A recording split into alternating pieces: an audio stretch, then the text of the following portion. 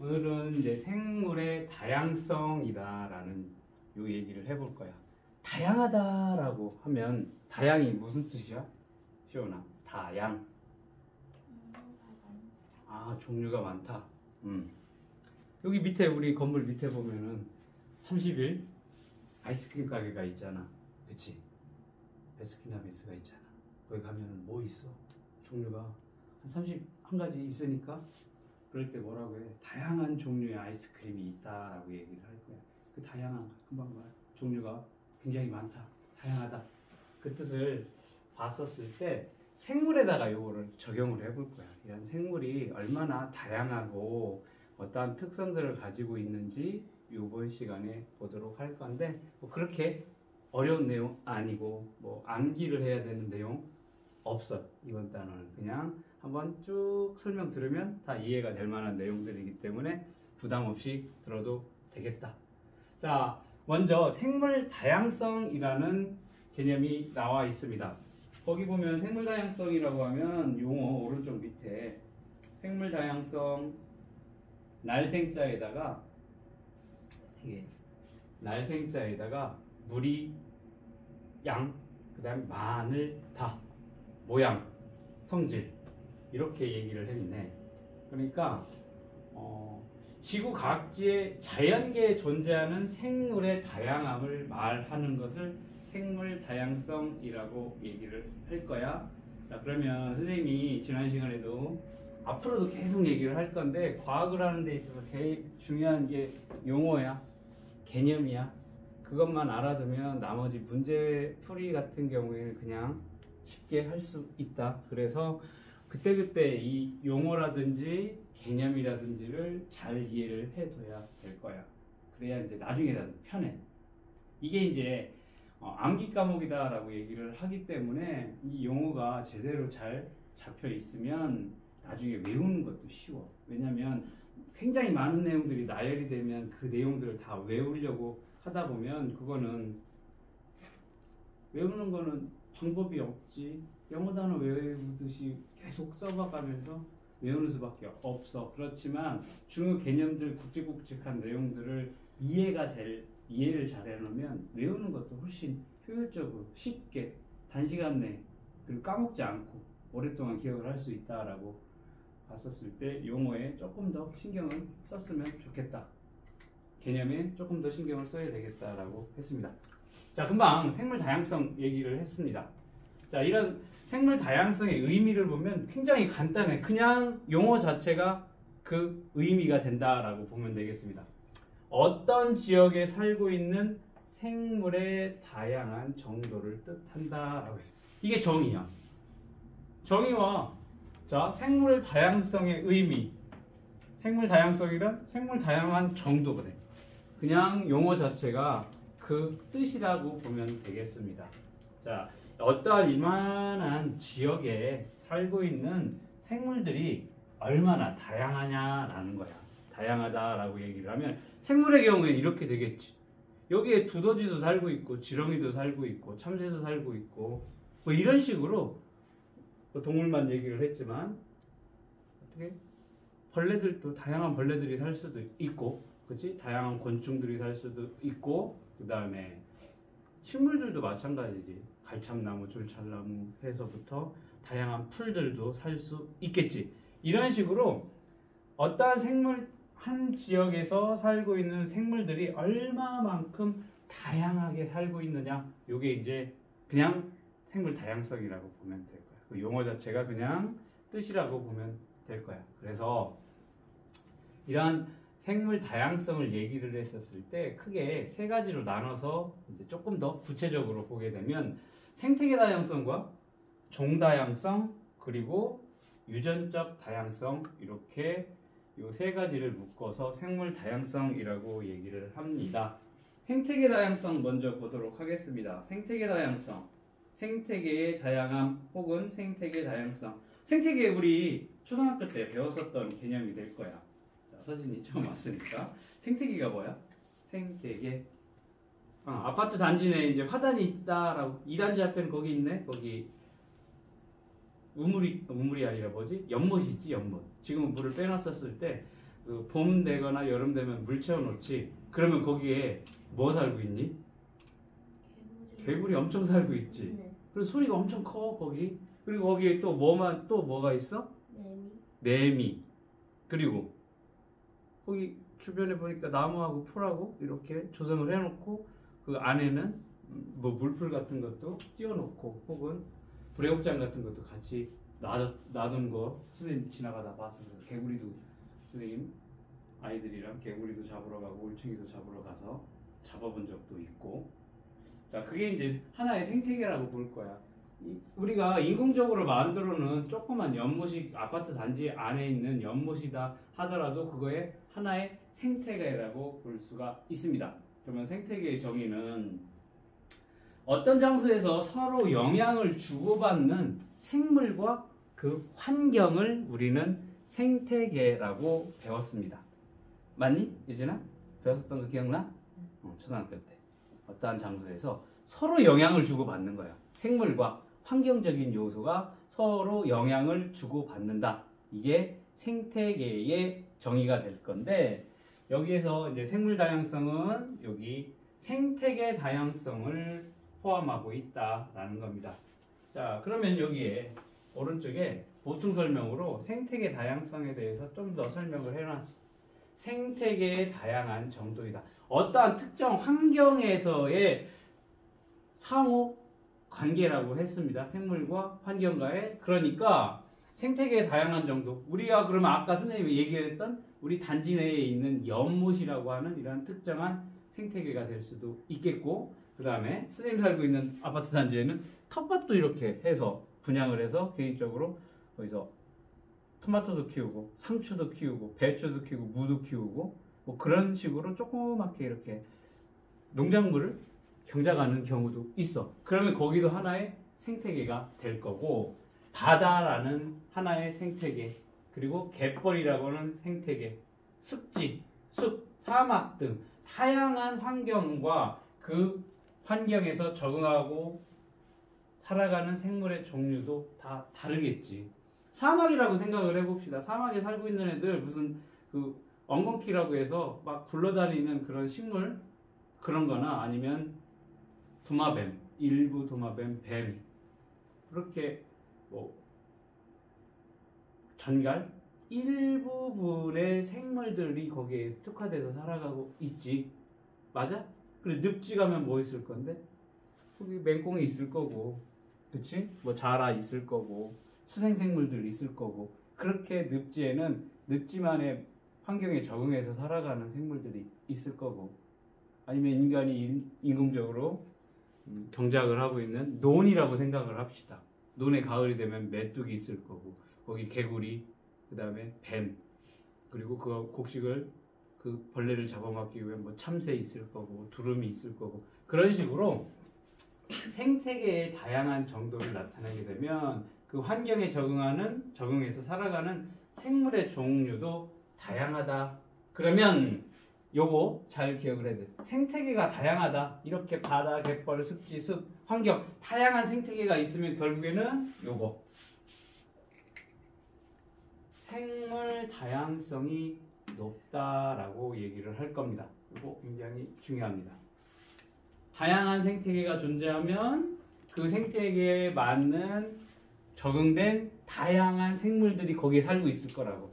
그렇게 종류 생물의 종류가 많다라고 얘기를 할 수가 있는 거예요. 생태계가 다양하다. 그러면 결과적으로 요거야. 생물 다양성이 높다라는 겁니다. 생물 다양성이 높다. 그 다음 이번에는 생물 종류의 다양함에 대해서 한번, 생물 다양성 중에서도 생물 종류의 다양함. 자, 여기 보면 산도 있고 강도 있고 뭐 숲속도 있고 그 다음 대지도 있어. 그 중에서 여기 들을 한번 볼 거야. 들만 이렇게 가서 보기니까 여기에 이 들에는 뱀도 있고 토끼도 있고 참새도 있고 메뚜기, 무당벌레 다양한 생물들이 살고 있습니다. 즉 이렇게 종다양성이라고 하는 것들, 다양한 종들, 뭐라? 이 참새라는 하나의 종, 그리고 메뚜기라는 하나의 종종종종종종종 이렇게 다양한 종들이, 생물의 종류가 다양하다라고 얘기를 할 겁니다. 이게 종다양성이 되겠습니다. 즉 특정 생태계에 살고 있는 생물 종류의 다양한 정도를 종다양성이라고 얘기를 합니다. 자, 여기 또 이 얘기가 나오네. 생물의 종류가 다양할수록 생물 다양성이 높다라고 또 나와 있습니다. 생물 종류가 많으면, 종류가 다양하면 생물 다양성이 높대. 그 위에 또 뭐라고 했어? 생태계가 다양할수록 생물 다양성이 높다. 이것도 잘 기억을 해두면 되겠습니다. 자, 이게 이제 지금 잘 정리가 안 될 텐데, 요거 밑에 게에서는 다시 이 부분들이 다 머릿속에 정리가 될 거야. 일단 이렇게 들어놓고, 자, 이렇게 다양한 생태계가 존재를 해. 그 중에 이제 특정 지역에서 종다양성 얘기를 했습니다. 이번에는 그 중에서도 얘를 딱 무당벌레만 얘기를 해볼 거야. 무당벌레라고 하는 하나의 종이야. 같은 종류의 생물 사이. 자, 뭐야? 이런 식으로 무당벌레라고 하는 하나의 종류의 생물 사이에서 나타나는 특징의 다양함을 우리는 유전적 다양성이라고 얘기를 할 겁니다. 유전적 다양성? 자, 뭐라고 되어 있냐면 여기 같은 종류의 생물 사이에 나타나는 특징의 다양한 정도이다라는 겁니다. 자, 금방 이러한 같은 무당벌레인데도 보면 색깔이 어떤 애는 빨간색도 있고 약간 노란색을 띠는 애도 있어. 색깔이 이렇게 전혀 다르게 나타나는, 같은 무당벌레 한 종인데도. 그리고 보면 여기에 무늬들을 보면 다 다르게 나타날 수도 있어. 뭐 같은 종에서 비슷한 애들도 있고 전혀 다른 칠성무당벌레. 뭐야? 7개의 점이 있는 애들이야. 이렇게 점의 개수가 다르거나 혹은 색깔이 완전히 다르거나 혹은 점의 형태가 다르게 나타나는 등 다양한 특징이 나타나고 있어. 같은 무당벌레라고 하는 종인데도 그 종에서도 다양한 특성들을 나타내게 된다라는 겁니다. 이거를 뭐라고 하냐면 유전 정보의 차이에 따라서 나타나는 현상이 될 거야. 그래서 크기가 크거나 색깔이 달라지거나 모양 등이 조금씩 다르다라는 겁니다. 우리 사람도 마찬가지지. 시온이랑 선생님이랑 똑같이 생겼을까? 같은 인간이라는 종인데 시온이 왜 눈이 그렇게 생기고 선생님 눈은 왜 이렇게 생겨? 이게 유전적 다양성이라고 보면 돼. 같은 종네. 그렇게 생각을 하면 될 거야. 선생님은 이렇게 반곱슬이지 않니? 머리가 곱슬에 이제 노란색을 띠고 있어. 염색 안 했는데도 노란색을 띠고 있어. 누구는 키가 크고 누구는 키가 작고 누구는 날씬하고 누구는 뚱뚱하고, 이러한 것들이 같은 종내에서 나타나는 유전적 다양성이라고 보면 될 거야. 자, 이렇게 유전적 다양성 같은 경우에는 요거 잘 보면 되겠어.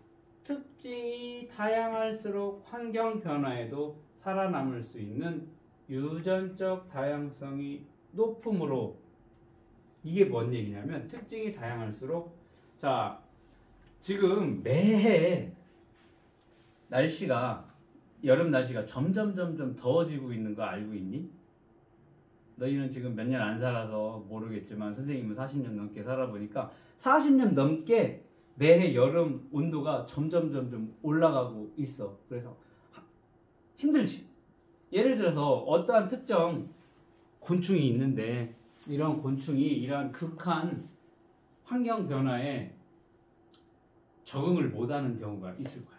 그래서 예를 들면 120마리의 어떤 특정 지역에 살고 있는 120마리의 곤충이 있다라고 하는 같은 종류. 그런데 이 120마리가 다 유전적 성질이 같지는 않을 거라는 거지. 어떤 애는 아까 얘기한 것처럼 키가 큰 애가 있을 거고, 날개가 조금 더 넓은 애가 있을 거고, 뭐 더듬이가 조금 더 기른 애, 뭐 이런 식으로 다양한 형태의 유전적 다양성을 갖는 곤충들이 있을 건데, 그런 극한 환경 변화에서 어떤 애들은 적응 못하고 죽는 애들이 있을 거야. 그런데 유전적 다양성, 그 유전적으로 나는 그런 아주 극한 상황의 날씨에도 적응을 할 수 있는 유전자가 있는 애들이 있어. 그런데 나머지는 없어. 그러면 어떻게 되겠어? 적응 못하는 애들은 다 죽겠지. 그런데 그런 극적인 환경 변화에도 살아남는 애들이 분명히 있을 수 있다라는 거지. 이런 것들이 어떻게 돼? 살아남을 수 있다? 유전적 다양성이 높다? 생물 다양성이 높다라고 생각을 하면 되겠습니다. 됐니? 이게 유전적 생물 다양성을 얘기를 했었을 때 조금 더 구체적으로 보자라고 하면 생체계 다양성으로도 이렇게 얘기를 할 수가 있겠고, 그 다음 종다양성으로도 혹은 유전적 다양성으로 생물 다양성 얘기를 할 수도 있다라는 게 좀 더 구체적. 그러면 이거 다 버무릴 거야. 하나의 전체적인 다양성 얘기로 하자라고 하면 생물의 다양한 정도를 우리는 생물 다양성이라고 얘기를 한다. 그거를 생태계적인 요소로 혹은 종의 요소로 혹은 유전적인 요소로 나누어서 볼 수도 있다라는 겁니다. 자, 그 다음 나와 있는 게 생물 다양성의 유지입니다.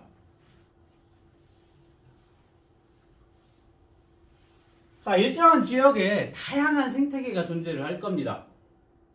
그치? 여기 세종시 다정동 여기 근처라고 해보면 저쪽 고등학교 뒤쪽으로 보면 거기 약간 들판이 있고 뒤쪽에 산도 있고 그 다음에 도시가 이렇게 있는데 거기 경계만 해서도 산이 있고 들이 있고 밭이 있고 그 다음에 도시의 그 아파트 단지 내에 있는 뭐 조경해 놓는 그런 것들을 봤었을 때 생태계의 경우도 여러 가지가 섞여 있어. 한 지역에 산, 들, 밭, 그 다음에 여기 아파트 단지 이런 식으로 일정한 지역에 다양한 생태계가 있다.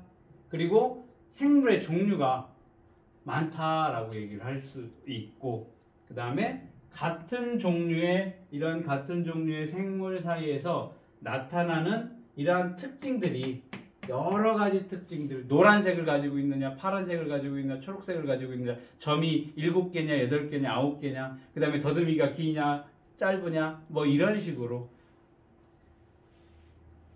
같은 종류의 생물 사이에 나타나는 특징이 다양하다. 다양한 생태계가 있고 생물의 종류가 많고 그 다음에 유전적인 이러한 특징들이 다양하다라고 얘기를 하면 생물 다양성이 높고 잘 유지가 된다라고 얘기를 할 수가 있습니다. 아, 생태계 다양성이 높다? 생물 다양성이 높다.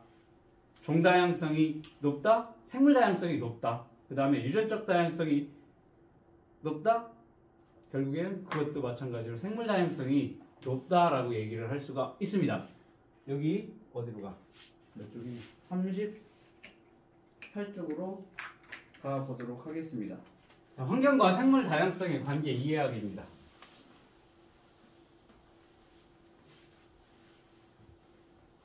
변이가 생물 다양성에 미치는 영향, 생물이 다양해지는 과정을 한번 살펴보고 환경과 생물 다양성 관계에 대해서 한번 알아보도록 하겠습니다.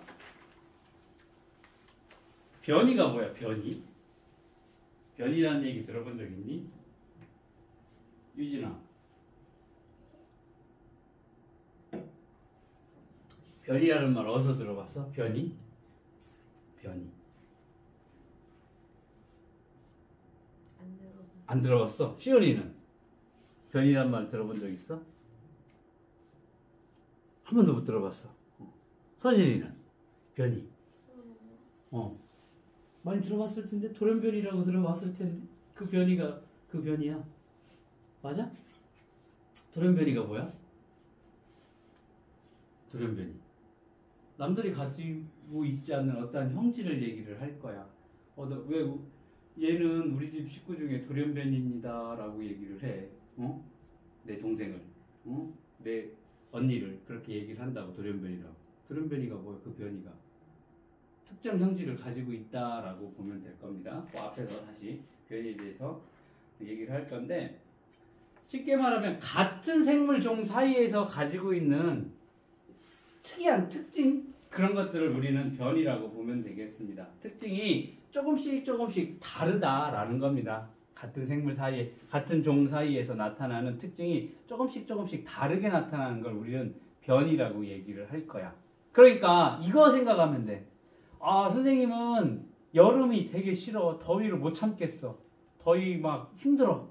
근데 선생님 부인은 더운 거 잘 참아. 대신 추운 걸 못 참아. 근데 선생님은 이 겨울이 되게 좋아. 추워도 그렇게 춥다고 느껴지지 않거든. 그래서 그냥 짧은 건 아니지만 얇은 옷 입어도 크게 문제가 없어. 근데 선생님 부인은 지금 이렇게 추운 거 견디지를 못하니까 막 겨울에 너무 힘들어해. 그런데 이런 것들이 이제 변이라고 보면 돼. 같은 사람인데 누구는 추위에 강하고 추위에 약하고 더위에 약하고 더위에 강하고 그런 것들을 그 특징이 조금씩 다르다라는 것을 변이라고 생각을 하면 조금 이해하기가 쉬울 거야. 자, 그러면 이러한 변이하고 생물 다양성이 어떠한 특징이 있는지 한번 보자라는 겁니다. 아일랜드 감자가 있네. 모양하고 크기나 색깔, 맛도 비슷하겠지. 그러한 비슷한 한 종류의 감자야. 이걸 이제 아일랜드 감자라고 할 건데, 이게 이 과거 아일랜드에서 주식으로 먹던 럼퍼라는 한 종류의 감자만 재배를 했다라는 거야. 감자의 종류도 여러 가지가 있어. 우리가 사과 먹으면 사과가 이제 풋사과라고 해서 파란색으로 이렇게 나오는 사과의 한 종류도 있을 거고, 그 다음에 빨간색으로 겉에 완전히 빨간색으로 하는 홍옥이라는 종류도 있고, 그 다음에 먹으면 되게 푸석푸석한 부사라고 하는 그런 종류도 있어. 그러니까 그러한 사과라고 했었을 때 다양한 종류의 품종의 사과들이 있는데, 여기 감자도 마찬가지야. 감자도 보면 럼퍼라고 하는 한 종류의 감자가 있는데, 얘 아일랜드에서는 이 럼퍼라는 한 종류의 감자만 재배를 했대. 그 이유는 얘가 생산성이 좋다거나 한 열알 심어놨는데 배가 이렇게 생길 수도 있고, 그 다음에 병충해에도 강하고 크기도 크고 맛도 좋으니까 다른 종류의 감자는 심지 않고 럼퍼라고 하는 이 한 종류의 감자만 재배를 했대. 그런데 1847년부터 감자 역병이 발생을 했대. 감자 역병이 뭐야? 감자 죽이는 병이야. 감자에도 병에 걸려서 이 병에 매우 취약한 럼퍼 감자가 썩어버리는 현상이 나타나게 됐다. 즉 이 한 종류의 감자만 아일랜드 사람들이 경작을 했는데 그 병에 걸려서 다 썩어버린 거야. 그러면 주식이니까, 걔네 주식이니까 어떻게 되겠어? 주식이 부족하니까 아일랜드 사람들은 굶주림의 고통을 받았다. 이처럼 변이가 다양하지 않으면 급격한 환경 변화와 전염병에 살아남을 가능성이 낮아 멸종 가능성이 높아진다라는 거야. 아일랜드 사람들이 이 럼퍼라는 감자뿐만 아니라 여기 페루 감자나 우리나라에서 자생하는 그런 감자의 또 다른 종류 A라는 감자의 종류, B라는 C라는 다양한 종류의 감자를 심어서 키웠다라고 하면 이 페루 감자는 이 아까 얘기를 했었던 이 감자 역병에 강할 수도 있어. 그러면 얘는 다 썩어서 생산을 못했어. 그러면 얘는 그 병에 강한 페루 감자 이용을 해서 주식으로 먹으면 되겠고, 또 A라고 하는 또 감자를 경작을 했으면 걔도 얘네의 다양한 특징들을 가지고 있어. 그러면 이렇게 병에 얘는 약할 수도 있고 얘는 강할 수도 있고 얘도 강할 수도 있겠지. 그러면 다 모조리 멸종하는 일이 없겠지. 그러면 그거 갖다 우리 주식으로 대체를 할 수 있다라는 얘기입니다. 이게 뭐야? 환경 변화나 전염병에 살아남을 가능성이 낮다라는 거야. 멸종 가능성. 뭐야? 한 종류만 키웠을 때. 그런데 여러 종류를 키웠었을 때는 멸종 가능성은 어떻게 돼? 낮아지게 될 거다. 그리고 살아남을 가능성은 높아지게 된다라는 겁니다. 이거 이해됐니? 감자의 종류가 다양해지면 멸종할 확률은 낮아져. 맞아? 이게 뭐냐면 변이가 다양할수록 생물 다양성은 높게 유지된다라는 거 기억을 해두면 되겠습니다. 변이가 다양하다. 아까 선생님이 얘기했던 거 뭐야? 갑자기 추워졌어. 갑자기 더워졌어. 그런 환경 변화에도 다양한 특징들을 가지고 있으면, 즉 변이가 다양하면 살아남을 가능성이 높다. 여기 병이야, 병. 어떠한 바이러스에 걸려서 멸종할 가능성이 낮아져. 뭐가? 변이가 다양할수록.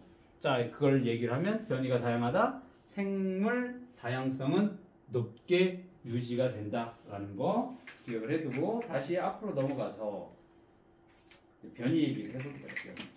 자, 변이라고 얘기를 하면 같은 종류의 생물 사이에서 나타나는 특징이 조금씩 다른 것을 우리는 변이라고 얘기를 할 겁니다.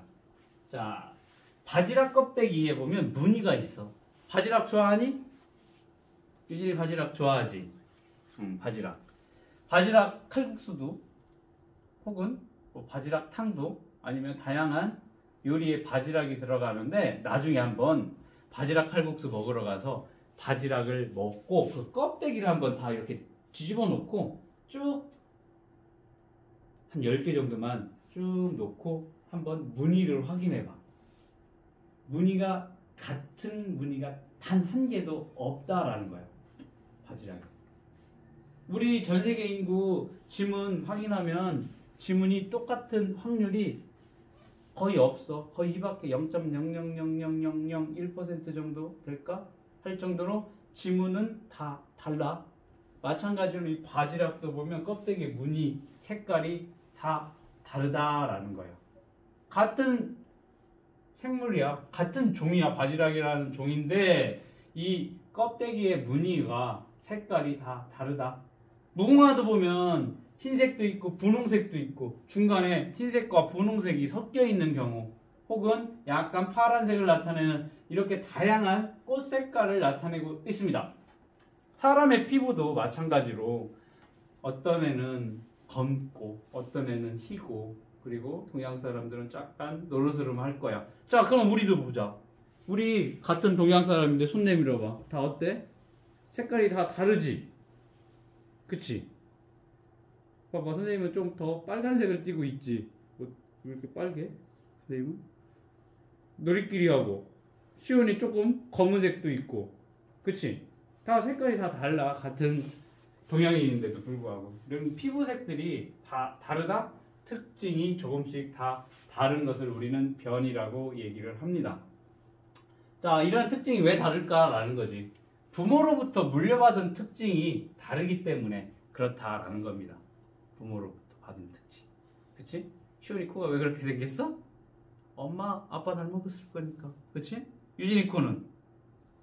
아빠 코 닮았겠지. 응? 그치? 그런 식으로 부모로부터 물려받은 특징이 있을 거고 환경적인 차이로도 나타날 수도 있다. 생활 환경의 차이. 뭐냐면 습한 지역에 살고 있는 사람의 경우에 그리고 건조한 지역에 살고 있는 사람의 경우에 코의 형태가 조금씩 달라지게 된다라는 거지. 왜냐하면 건조한 지역에 살고 있는 사람 같은 경우는 숨을 들이마셨을 때 그 건조한 공기가 바로 들어가게 되면 안 좋겠지. 그러니까 어떻게 돼? 코가 조금 더 길어서 습한 조건을 만들어주는 역할을 하게 될 거니까. 뭐 귀가 조금 더 크다, 작다 차이도 마찬가지예요. 왜냐하면 추운 지역에 살고 있느냐, 따뜻한 지역에 살고 있느냐. 맞아? 왜냐하면 같은 여우라고 했었을 때 사막여우 같은 경우에는 귀가 굉장히 크지. 열을 많이 방출하기 위해서. 그런 반면에 북극여우 같은 경우는 귀가 굉장히 작아. 그리고 털이 굉장히 북실북실하고 지방층이 많아. 이런 식으로 환경에 따라서도 어떻게 되니 이러한 변이가 다르게 나타날 수도 있다라는 거야. 부모로부터 물려받는 그런 것도 있을 거고 환경적인 요인도 있을 거다라는 겁니다. 그 다음 생물이 살고 있는 환경의 빛, 온도, 물, 먹이 관계 등에 적응하면서 변이의 차이는 커질 수가 있다라는 겁니다. 환경의 빛, 온도, 물, 먹이 관계.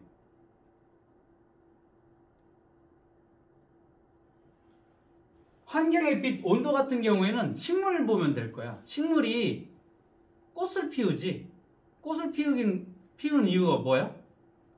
수정을 하기 위해서 그렇지. 암술과 수술, 수정을 하기 위해서 그런데 이게 햇볕을 받는 혹은 온도의 차이에 의해서 같은 종류의 꽃이라 하더라도 그러한 환경적인 요인이 다르면 A라는 꽃은 4월에 꽃이 펴. 조금 더 온도가 다른 곳에서는 5월에 꽃이 펴. 같은 종류의 꽃이라 하더라도 이러한 온도 차이가 있어. 그러면 얘는 이쪽 동네는 4월에 꽃이 피고 얘는 5월에 꽃이 피고 이런 식으로 빛이라든지 온도 차이에 의해서 변이들이 다르게 나타날 수도 있고 여기 보면 누구니? 쥐가 있네. 쥐. 밝은색 모래가 많은 바닷가에 사는 올드필드쥐네. 어두운 색 흙이 많은 산림지대에 살고 있는 올드필드쥐야. 다 같은 올드필드쥐야. 그런데 밝은 지역에 살고 있느냐 어두운 지역에 살고 있느냐에 따라서 털 색깔이 어때? 밝으냐 어둡냐라는 거예요. 왜 그렇게 했어? 자, 여기 밝은 모래에 살고 있는 이 쥐의 경우에 검은색이 있다라고 합시다. 그러면 상위 포식자인 올빼미가 흰색 쥐를 잘 잡아먹을까? 검은색 쥐를 잡아먹을까? 당연히 색이 확연하게 구분이 되는 검은색 쥐를 잘 잡아먹겠지. 맞아? 그러면 검은색 쥐들은 많이 잡혀 먹었을 거고 그나마 색깔이 비슷한 흰색 쥐가 조금 더 살아남을 가능성이 높게 되니까 결국엔 나중에 밝은색 모래가 살고 있는 바닷가에는 흰색 쥐가 더 많아지게 된다라는 겁니다. 여기도 마찬가지야. 검은색, 어두운색 흙이 많은 곳에서는 이러한 흰색 쥐는 다 잡아먹혔을 거라는 거지. 그리고 뭐만 이런 식으로 조금 색깔이 진한 쥐들이 눈에 띄지 않아서 살아남아. 그런 가능성이 높으니까 대부분 이렇게 어떻게 돼? 주변 환경과 비슷한 색깔을 띠는 보호색을 가지고 있다라고 보면 되겠습니다. 됐니? 이게 변이비가 될 거고 금방 얘기했었던 변이라고 얘기를 하는 것은 같은 종류의 생물 사이에서 나타나는 서로 다른 특징을 변이라고 얘기를 했어. 자, 그래서 아까 바지락 얘기도 했어. 바지락의 그 무늬와 색깔이 다 다르다라고 얘기를 했는데 이러한 변이, 서로 다른 특징은 자손에게 전달이 될 수 있다라는 겁니다. 자, 다양한 변이를 가진 한 종류의 생물이 서식지가 나뉘는 등의 변화로 두 무리로 나뉘게 된다. 그래서 다른 환경에서 살게 됐을 때 각각 환경에 적합한 변이를 가진 생물이 더 많이 살아남아 자손을 남긴다. 이러한 과정이 오래되면 생물 사이의 차이가 커진다라는 건데 그림으로 보면 되게 쉬워. 자, 다양한 변이를 가진 토끼들이 있어. 토끼들이 다양한 변이, 뭐 눈이 크고 작고, 이빨이 더 크고 작고, 귀가 크고 작고, 특히 여기는 색이 검은색을 띠느냐, 갈색을 띠느냐, 흰색을 띠느냐, 회색을 띠느냐, 이 토끼의 털색이 다양한 변이가 있는 상황이라고 봅시다. 그런데 여기에 어느 날 홍수가 나서 강물이 불어나게 되다 보니까 이쪽 왼쪽과 오른쪽으로 서식지가 나뉘게 됐다. 그런 상황이라고 가정을 해보자라는 거지. 토끼 물 되게 싫어해. 물 되게 싫어하고 선생님이 예전에 국민학교 다닐 때 토끼를 키웠는데 토끼 먹으라고 물이 부족한 줄 알고 물을 막 갖다가 줬어. 근데 토끼는 그 먹는 음식 있지, 뭐 배추라든지 아니면 무라든지 그런 거 먹어가면서 물을 충분히 섭취를 할 수 있대. 근데 물을 선생님이 줬거든 먹으라고. 그렇게 물을 너무 과다 섭취를 하면 얘네가 새끼 때 죽을 수가 있대. 그거 모르고 선생님은 야 물 먹어라 하고 물을 계속 갖다 줬었단 말이야. 물을 굉장히 싫어해. 물을 안 먹어도 살 수 있는데 선생님 모르고 그렇게 죽일 뻔했던 기억이 있지. 자, 그렇게 물을 굉장히 싫어해. 그럼 이렇게 서식지가 물로 인해서 나뉘게 되면 얘가 여기 넘어갈 수가 없겠지. 그러면 따로 이쪽 왼쪽과 오른쪽에 서식지가 나뉘어지게 되면 두 무리로 나뉘어져서 살 수밖에 없겠지. 그런 상황이다라고 봅시다. 그러면 여기에 상위 포식자인 여기 솔개나 독수리나 매가 얘네들 잡아먹게 된다라는 겁니다. 그러면 이런 환경에서 이쪽의 환경에서 조금 더 살아남기 쉬운 토끼들이 살아남고 나머지는 잡아먹기겠지. 그러면 이게 뭐야? 이쪽에서는 약간 이쪽 서식지는 땅의 색이 조금 진해. 그렇다 보니까 토끼가 어떤 애들이 눈에 잘 띄겠어? 밝은 계통의 토끼가 더 잘 살아남겠지. 그러다가 흰색 토끼들이 다 잡아먹히고 양쪽에 이제 검은색 토끼들만 이렇게 남겨지게 됐다라는 겁니다. 그러면 결국에는 오랜 시간이 이게 1년, 2년이 아니라 10년, 20년이 아니라 100년, 200년이 아니라 그 더 오랜 시간이 지나게 되면 이렇게 처음에는 같은 종류의 토끼였지만 오랜 시간이 지나면 이쪽 환경과 이쪽 환경에서 살고 있는 무리들의 차이가 생기게 될 거야. 그러면 얘와 얘의 토끼는 서로 다른 종이 될 수가 있다라는 거야. 서로 같은 종. 그러다가 다시 메말랐어. 가뭄이 들어서 메말랐어. 그러면 얘네가 서로 갈 수 있겠지. 그러면 서식지가 다시 만나게 됐어.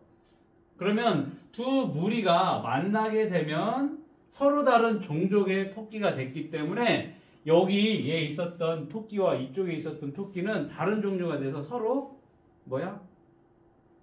저걸 할 수가 없어. 새끼를 가질 수가 없어. 서로 다른 종이 됐기 때문에. 됐니? 이렇게 되면 결국에는 여기 서식지가 다르게 됐었을 때, 서로 다른 환경에 살게 됐었을 때 오랜 시간이 지나면 처음엔 같은 종이었던 생물이 오랜 시간이 지나게 되면 서로 다른 종으로 돼서 서로 번식을 할 수 없는 번식 능력이 서로 다르기 때문에 얘네는 서로 새끼를 낳을 수가 없어. 그러면 그때는 우리는 얘네를 서로 다른 종으로 보게 된다라는 겁니다. 됐니? 자, 그러면 결론.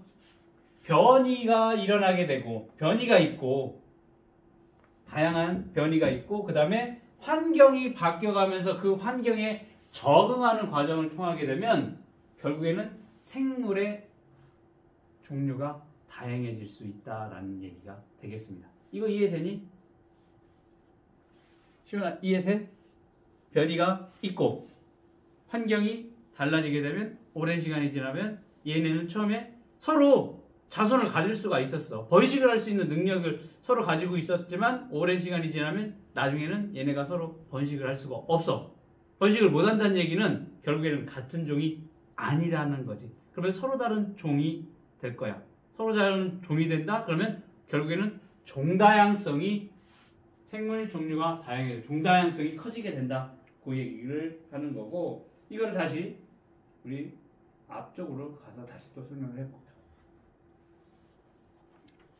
생물이 다양해지는 과정이 될 겁니다. 한 종류의 생물 무리에는 다양한 변이가 있다. 자, 여기 섬 하나의 섬에 이 핀치새가 살고 있는데 부리의 모양이 다양하다라는 거야. 자, 어떤 새의 부리는 이런 식으로 굉장히 크고 짧아. 어떤 새의 핀치새는 길어. 어떤 애는 작고 짧아. 이런 식으로 같은 핀치새 한 종류인데 부리의 변이가 다양하다라고 얘기를 할 수가 있어. 맞니? 예를 들면 부리가 다양한 형태의 변이를 가지고 있는 핀치새가 있다라고 합시다. 그러다가 그 중에 새 몇 마리가 옆에 있는 섬에 이렇게 가게 됐는데 그 섬에는 단단한 씨가 많은 먹이들만 있더라는 거야. 단단한 씨를 먹기 위해서는 누가 유리하겠어? 이렇게 강한 부리를 가진 핀치새가 조금 더 유리하겠지. 이렇게 작고 짧은 부리를 가지고 있는 핀치새는 그 단단한 껍질을 깰 수가 없겠지. 그러니까 먹이 활동이 얘가 더 유리하다라는 거야. 얘는 불리하고. 그렇게 되면 씨를 깰 수 있는 크고 두꺼운 부리를 가지고 있는 핀치새가 더 많이 살아남겠지. 더 많이 살아남는다는 얘기는 이런 거 가진 애들은 결국에는 대부분 살아갈 수가 없겠지. 먹이가 없으니까. 그러면 이런 식으로 굵은 단단한 부리를 가진 핀치새들이 살아남아서 자손을 남기게 될 거다라는 겁니다. 그러면 오랜 시간이 지나게 되면 결국에는 얘만 살아남다. 그러면 거기에 살고 있는 핀치새들은 두꺼운 부리를 가진 새로운 종류의 새가 됐다라고 보면 될 거야. 오랜 시간이 지나게 되면 결국에는 처음에는 같은 한 종류의 핀치새야. 부리가 다양해. 길고 짧고 두껍고 얇고 뭐 다양하지만 한 지역의 환경에 적응을 해서 살다 보면 그 환경에 적응한 개체들만 살아남고 오랜 시간이 지나게 되면 새로운 종이 나눠지게 된다. 뭐 그 얘기가 되겠습니다. 자, 이렇게 생물의 종류가 다양해진다라고 얘기를 하면 생물 다양성이 증가한다라고 보면 되겠습니다. 자, 여기 보면 오랜 세월 동안 반복이 된다라는 걸 잘 기억을 해둬야 돼. 단시간 내에 일어날 수 있는 상황이 아니다라는 거야. 자, 이런 식으로 생물이 다양해지는 과정은 다양한 변이가 있고 이러한 변이가 환경에 적응을 하게 되고 그리고 환경에 적응을 해서 오랜 시간이 지나게 되면 서로 다른 종으로 바뀌게 된다라는 거 기억을 해두면 되겠습니다. 그래서 생물의 종류가 다양해진다, 생물 다양성이 증가한다 라고 보면 되겠습니다.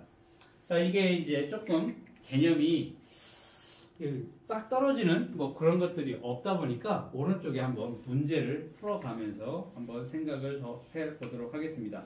오른쪽 1, 2, 3번 문제 한번 풀어보고 같이 생물 다양성 예시와 그림에서 설명하는 의미를 선으로 연결하시오. 자, 무당벌레마다 겉날개의 색깔과 무늬가 다르다. 뭐니 이거? 뭐야? 유전적 다양성 얘기를 하는 거지. 유전적 다양성은 뭐니? 요거네. 디귿. 같은 종류의 생물 사이에 나타나는 특징이 다양하다. 습지에는 여러 종류의 생물이 살고 있다. 생물 종류의 다양성 얘기를 하는 거고 어떠한 지역에는 습지도 있고 습도 있고 초원 등의 생태계가 아주 다양하네. 그러니까 생태계의 다양함 이렇게 연결하면 되겠고 변이와 생물 다양성에 대한 설명. 환경이 달라지더라도 변이의 차이는 변하지 않는다? 맞아? 틀렸지. 환경이 달라진다면 변이 차이가 많이 일어나게 될 거니까. 틀렸고 치타와 표범의 털색과 무늬가 다른 것은 변이에 해당한다? 맞아? 맞아. 치타와 표범은 같은 종이야? 다른 종이야? 다르지. 그러면 털색과 무늬가 다르다라는 건 변이에 해당이 될 거야. 변이의 정의는 뭐야? 같은 종 안에서 나타나는 특징이 조금씩 다른 게 뭐야? 변이야.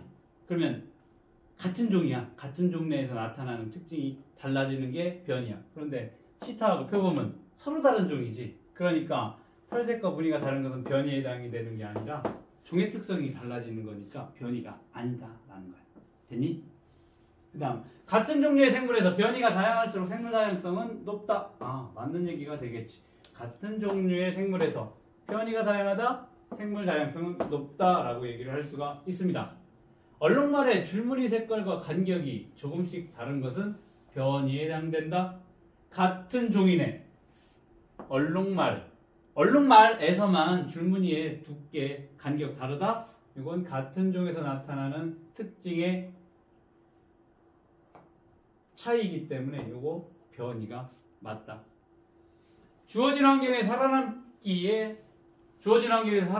알맞은 변이를 지닌 생물이 더 많이 살아남아 자손을 남긴다. 아까 뭐라고 했니? 이런 식으로 딱딱한 씨앗을 많은 그 섬에 간 핀치 새들 중 딱딱한 먹이를 잘 먹을 수 있는 튼튼하고 큰 부리를 가진 애들이 살아남아서 자손을 남긴다라고 얘기를 했습니다. 맞는 얘기가 되겠지. 이렇게 정리를 하면 될 거고 3번 봅시다. 부리의 모양과 크기가 다양한 변이가 있는 한 종류의 새 부리가 환경이 서로 다른 섬 가와 나에 살아가면서 변하는 과정을 나타내게 된다.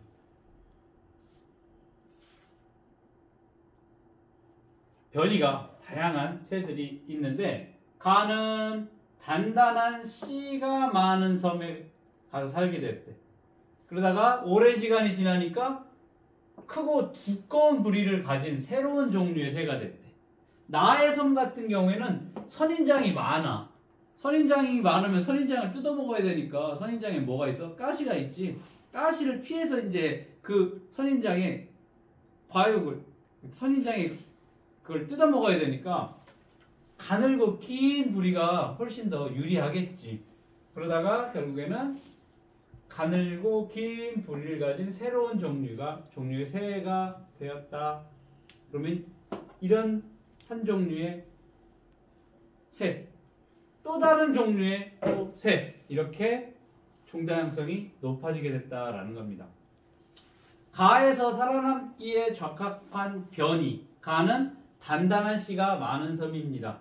크고 두꺼운 부리가 될 거고, 나는 선인장이 많다. 가늘고 긴 부리가 있어야만 가시를 피해서 선인장을 쪼아 먹을 수가 있다라는 겁니다. 자, 우리가 어떠한 식물들을 분류를 할 때 이런 방법을 써. 얘는 우리가 먹는데 식용식물이라고 얘기를 하는 것들이 있을 거야. 식용식물. 우리가 먹는 야채들 대부분이 다 식용식물이라고 보면 될 거고, 그 중에 뭐 감초라든지 아니면 도라지, 뭐 산삼, 인삼 같이 약으로서 많이 쓰이는 그런 식물들도 있을 거야. 그거를 우리는 약용식물이라고 이렇게 이름을 붙여서 구분을 짓는 거야. 약용식물 혹은 식용식물, 뭐 이런 식으로 식물을 일부 분류를 할 거야.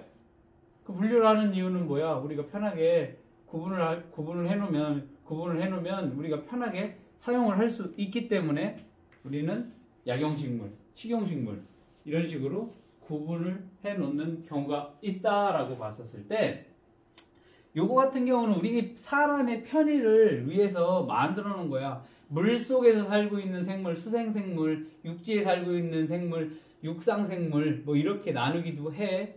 그런데 이렇게 우리가 인위적으로 우리 사람들 편하게 분류를 해놓게 되는 것은 조금 과학적이지 않아. 우리가 그냥 편하게 하기 위해서 분류를 해놓는 거야. 분류라고 하는 것은 어떠하니?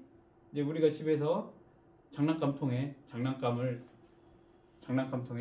야 시온아 지저분하네, 이거 장난감 통 좀 장난감의 통에다 이렇게 분류를 해놔 하면 시온이가 이럴 거야. 여기에는 로봇만 안 하겠죠. 로봇만, 여기에는 인형만, 여기에는 레고만, 이렇게 딱딱딱딱 분류를 해놓게 된다. 그게 이제 분류가 될 건데, 금방 선생님이 얘기한 것처럼 뭐 육상생물이니 수중생물이니 이런 것들, 혹은 약용식물이니 식용식물이니, 이거는 인간들이 편하게 분류를 해놓은 건데, 요거를 조금 더 과학적으로 한번 분류를 해보자라는 거, 나눠보자라는 겁니다. 그래서 여기 생물 분류라고 나와 있습니다. 생물 분류라고 하는 것은 공통의 성질에 따라 종류별로 나누는 것을, 가르는 것을 우리는 분류라고 얘기를 할 건데, 지구에 사는 다양한 생물을 분류 기준에 따라서 공통의 특징을 가지는 것끼리 무리를 지어 나누는 것을 우리는 생물 분류라고 얘기를 합니다. 생물 분류, 공통된 특징 가지고 있는 애들끼리 나누는 것을 말합니다. 그래서 이 분류 기준은 몸의 생김새라든지 한살이가 뭐야? 한 해 동안 사는 거야. 그리고 이제 죽는 거지. 시온이 너는 몇 살이야? 몇 살이야? 한 살이가 아니고 수십 년 살 거지. 모르지, 나중에 100년 넘게 살 수도 있으니까 그렇게 생각을 하면 돼. 한 해 사느냐 아니면 오랫동안 살고 있느냐. 번식 방법에 따라서. 번식 방법 뭐야? 번식 방법. 암컷 수컷 만나서 수정을 해서 하느냐 아니면 암컷 수컷 없이도 혼자 뭐 이분법에 의해서 출합법에 의해서 번식을 하느냐, 뭐 그러한 번식 방법에 따라서 생물 분류를 할 수도 있겠고, 광합성을 하느냐 하지 않느냐에 따라서도 생물 고유의 특징들을 가지고서 생물 분류를 할 수가 있습니다. 자, 그렇다면 생물 분류라고 하는 것들을 왜 하냐는 거예요. 왜 굳이 공통된 특징들을 가지고서 굉장히 많은 그러한 생물 종들을 분류를 왜 하느냐 하는 목적을 보게 되면 생물 사이의 멀고 가까운 관계를 파악하기 위해서다라는 겁니다. 이게 뭐냐면, 자, 까치와 박쥐와 다람쥐가 있다라고 봅시다. 까치는 어떻게 되니? 날아다니는 새지. 박쥐 본 적 있니? 본 적이 없을 거야. 박쥐. 동굴 같은 그런 어두운 곳에 살고 있는데 얘도 날아다니지. 그치? 다람쥐는? 뭐 날다람쥐를 제외하고는 날다람쥐도 잠깐 나무에서 나무 사이를 뛰어서 이렇게 비행을 하는 거지 뭐 날아다니지는 않을 거야. 그냥 보통 들이나 산에 나무 사이를 달려다니는 애가 다람쥐가 될 거야. 그러면 시원아, 까치하고 박쥐하고 다람쥐가 있어. 누가 사이가 가까울 것 같아? 까치와 박쥐. 왜? 둘 다 날아다니니까. 날아다니면서 먹이도 먹고 생활도 공중에다 날개 대고 다니니까. 날개가 있으니까 까치와 박쥐가 서로 가깝고 쥐는 조금 멀을 것 같아. 둘 다 박쥐, 다람쥐, 쥐 비슷한 것 같기도 하고. 그러면 쥐하고 다람쥐하고 가깝나? 까치하고 박쥐하고 가깝나? 이제 고민을 하게 될 건데, 얘는 날개가 있어. 그런데 다람쥐 같은 경우는 새끼를 낳아서 젖을 먹이는 동물이야. 젖을 먹이는 동물? 그래서 포유류라고 해. 포유류.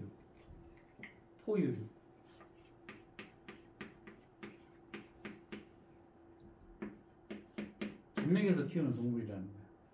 다람쥐는 이렇게 새끼 낳아서 젖을 먹여. 그리고 털로 뒤덮여져 있어. 박쥐는 까치보다 공통점이 많은 다람쥐와 더 가까운 관계이다 라는 겁니다.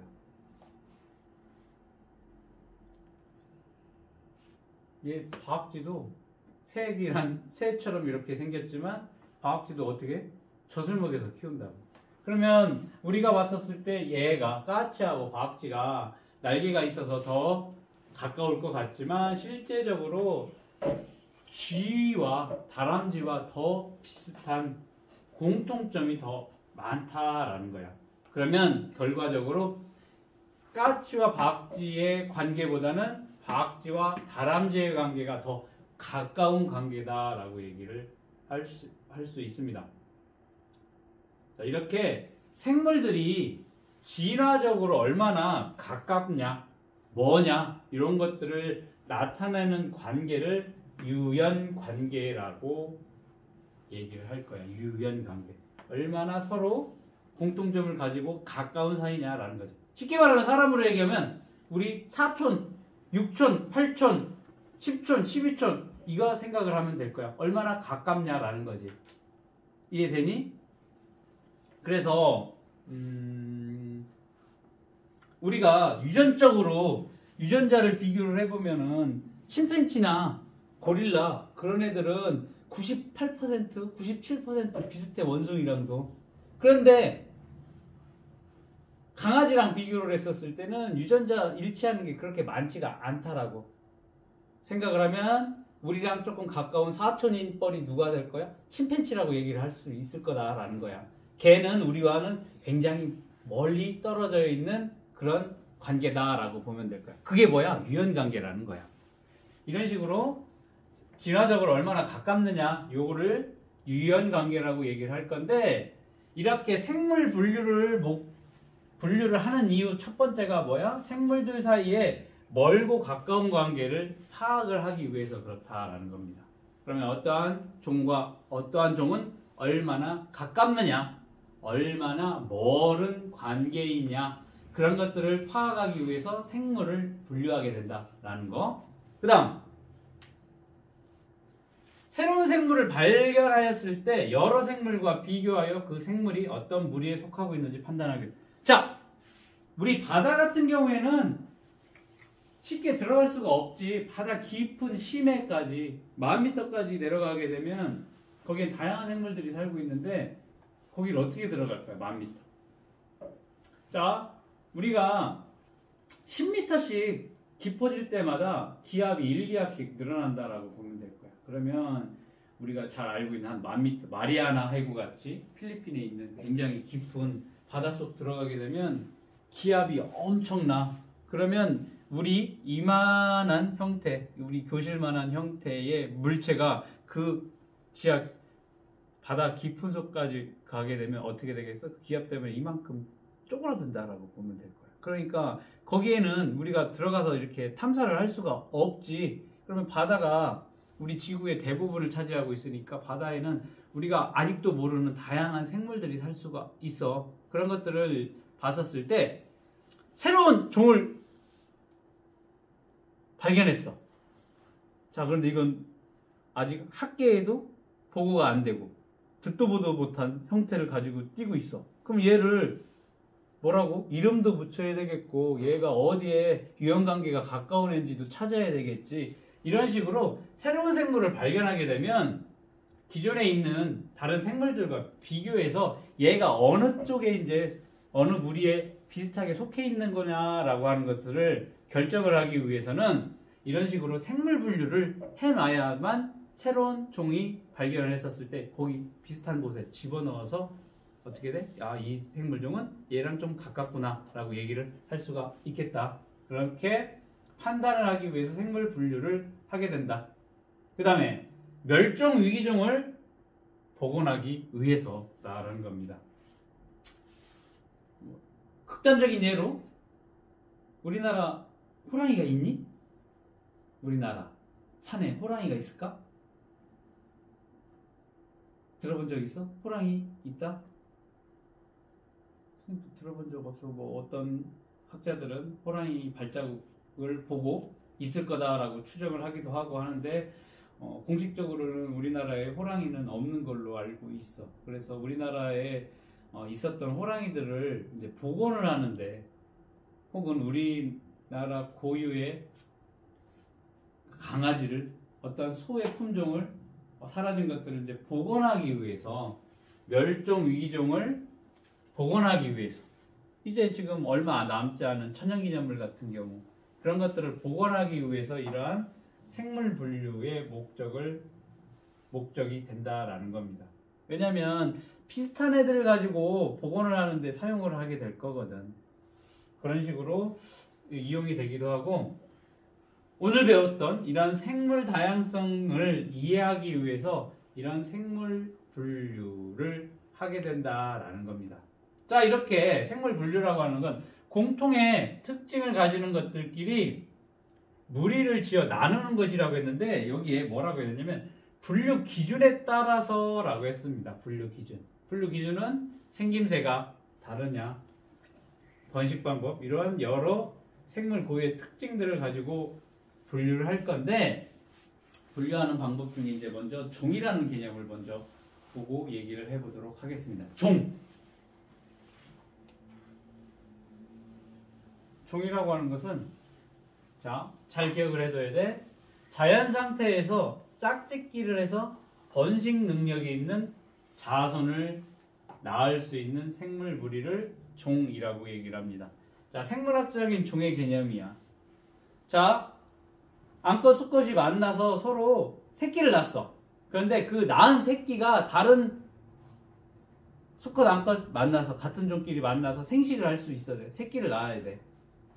부모 떼에서 서로 자손을 낳는 게 아니라, 자, 우리 쉽게 이렇게 엄마, 아빠라고 하는 생물 종이 있어. 이렇게 둘이 자손을 낳았어. 여기 아들이라고, 우리 아들이라고 합시다. 그러면 또 다른 딸과 다른 딸이지, 다른 딸과 해서 다시 또 자손을 낳을 수 있어. 이게 이제 같은 종이라고 얘기를 하는 거야. 얘 서로 자손을 낳을 수 있는데 이것뿐만 아니라 그 낳은 자손이 또 다시 새끼를 낳을 수 있는 번식 능력을 갖는 이러한 자손을 낳았었을 때 같은 종이라고 얘기를 하는 겁니다. 생물을 분류할 때 가장 기본이 되는 단위를 우리는 종이라고 얘기를 할 거야. 종. 사람도 하나의 같은 종이라는 거야. 사람. 말과 말이 서로 번식을 해서 새끼 말을 낳았지. 그 새끼 말이 자라서 또 다른 말과 서로 번식을 해서 새끼를 낳았어. 그러면 그렇게 그 말은 뭐야? 같은 종이 될 거야. 맞니? 그런데 자, 까투리가 암꽁이야. 숫꽁은 장기라고 부를 거야. 그러면 이 장기와 까투리가 만나서 짝짓기를 할 거야. 그래서 어때? 이렇게 새끼 꽁이 나오게 될 건데 그 새끼 꽁은 번식 능력이 있다라는 거야. 왜? 얘와 얘는 서로 같은 종이기 때문에 가능하다라는 겁니다. 자, 이거 잘 봐야 돼. 그러면 이번에는 말하고 당나귀하고, 자, 말의 암컷하고 수컷 당나귀하고 서로 짝짓기를 하면 새끼가 태어납니다. 그 태어난 게 노새야. 노새 같은 경우에는 말보다는 크기가 작아. 그런데 말보다 먹이는 적게 먹고 말보다 힘이 더 좋아가지고 더 많은 짐을 싣고 다닐 수가 있어. 그러니까 얼마나 좋아. 사람이 이제 산악지대 같은 경우에 지금은 뭐 웬만하면 다 자동차로 기계로 움직이게 될 텐데 과거만 해도 이런 산길 같은 거를 다니기 위해서는 이런 노새의 힘을 이용을 했지. 근데 말을 키우게 되면 말은 비싸고 먹이도 많이 먹고, 근데 노새는 적게 먹고 힘도 좋으니까 노새를 많이 이용을 했어. 자, 그런데 자, 말과 암말과 수탕나귀 사이에 태어난 게 노새야. 그런데 이 노새라는 애는 불임이야. 새끼를 가질 수가 없어. 그러니까 여기 다른 노새와 다른 노새끼리 이렇게 새끼를 가질 수가 없어. 자손을 가질 수 있는 능력이 없어. 노새는 불임이기 때문에. 그 이유는 왜 그래? 이 말이라는 놈하고 당나귀라고 하는 이 종은 서로 다른 종이기 때문에 번식 능력이 가질 수 있는 새끼를 못 가져. 맞니?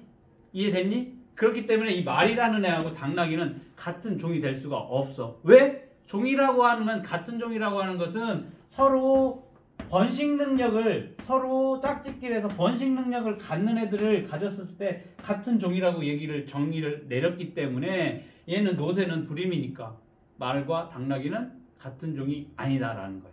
알겠니? 라이온이라고 하는 거 아니? 라이온이 뭐야? 아, 참, 라이온이라네. 라이거. 미안해. 라이거가 뭐야? 타이거하고 라이온하고 섞어놓은 거지. 알아? 타이거는 뭐니? 호랑이. 라이온은 사자야. 호랑이, 사자, 얘네 서로 교배를 하면 라이거라고 하는 혼합종이 생겨. 그런데 이 라이거는 불임이야. 그 얘기는 뭐야? 호랑이와 사자는 서로 다른 종이다라는 걸 알 수가 있어. 그런데 다른 종인데도 어떻게 짝짓기가 가능한 애들이 일부 있어. 그래서 이 호랑이와 사자는 다른 종이기 때문에 이렇게 불임인 생식 능력이 없는 자손을 낳는다. 그 얘기는 뭐야? 호랑이와 사자는 서로 다른 종이다라고 얘기를 할 수가 있습니다. 자, 치타 표범. 아까 잠깐 나왔었지. 치타와 표범. 딱 봐도 어떠니? 생긴 게 비슷하게 생겼어. 다 고양이과 애인데 비슷하게 생겼어. 치타와 표범. 그런데 자연 상태에서 얘네 둘은 절대 짝짓기를 하지 않는다라는 거야. 우리가 봤었을 때 비슷하게 생겼네? 비슷하게 생긴 애들이니까 당연히 짝짓기를 해서 자손을 낳을 거다라고 생각할 수 있겠지만 얘네는 서로 다른 종이기 때문에 자연 상태에서는 짝짓기를 하지 않는다. 왜? 종이 다르기 때문에 그렇다라는 겁니다. 자, 자연 상태에서 짝짓기를 하여 번식 능력이 있는 자손을 낳을 수 있는 생물 무리를 우리는 종이라고 얘기를 할 겁니다. 자, 우리가 생물 분류를 했었을 때 가장 기본이 되는 단위를 종이라고 얘기를 한다라는 겁니다.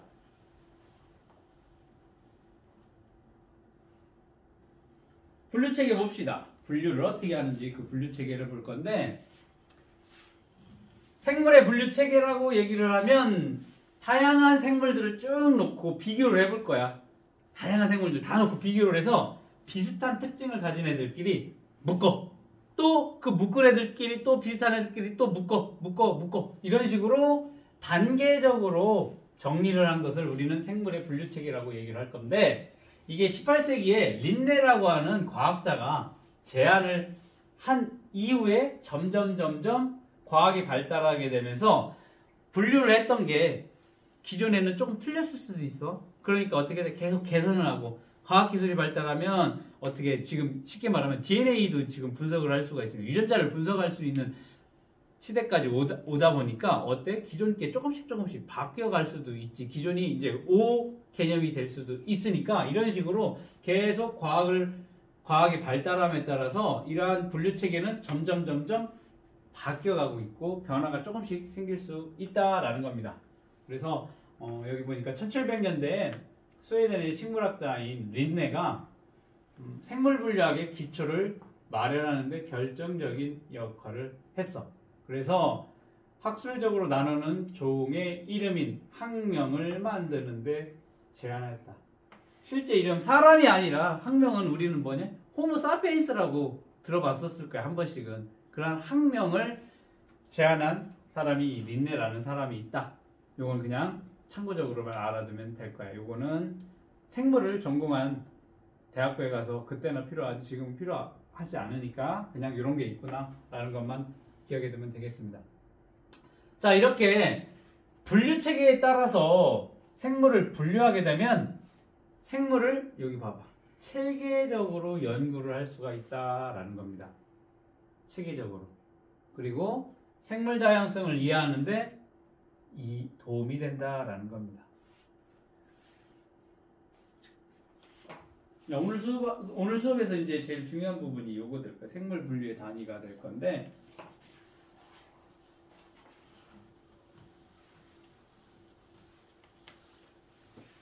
자, 지구상에 존재하는 생물들 중에 동물만 추려보자는 거야. 동물. 식물은 빼고 동물만 추려보자라는 거야. 균계 빼고 원생생물계 빼고 원핵생물계 빼고 동물계만 놓고 딱 분류를 해볼 거야. 그러면 고양이도 있고 그 다음에 호랑이도 있고 북극곰도 있고 고래도 있고 상어도 있고 거미도 있고 이런 것들이 다 뭐야? 동물계라고 하는 분류야. 분류 체계죠. 뭐야? 동물 중 굉장히 많은 종류의 애들이 있을 거라고. 그 동물계. 여기 개야, 개. 자, 끝에 봅시다. 여기. 자, 동물들을 이렇게 다양한 형태로 묶어놓은 걸 동물계가 될 거야. 그 중에서 척삭동물 문이 있어. 자, 잘 봐. 여러 종류의 동물개들 중에 척삭동물을 추려낼 거야. 쉽게 말하면 척삭이라고. 우리 척추 보면 여기 뭐 있니? 등뼈 안에 척수가 있지? 척삭이 그 비슷하다라고 보면 돼. 이런 동물개 중에서도 척삭을 가지고 있는 애들을 분류하고 나머지는 이렇게 버릴 거야. 얘는 없어, 거미는. 그렇게 어떠니? 척삭 동물 문으로 조금 더 세부적으로 분류를 하게 될 거야. 그러면 여기 거미는 빠지게 될 거야. 이게 이제 척삭 동물 문이고 여기는 또 다른 문으로 또 분류가 되게 되겠지. 이 척삭 동물 문 중에서도 젖먹이는 애들만 또 분류를 할 거야. 그 젖먹이는 게 뭐야? 포유동물 강이 될 거야. 그러면 여기 상어 같은 경우는 젖을 안 먹이기 때문에 제외가 돼서 다른 문으로 또 빠지게 될 거야. 자, 이렇게 젖을 먹이는 포유동물 강을 그 중에서도 식용목이 있어. 식용목. 뭐야? 고기 뜯어먹는 애들을 얘기를 할 거야.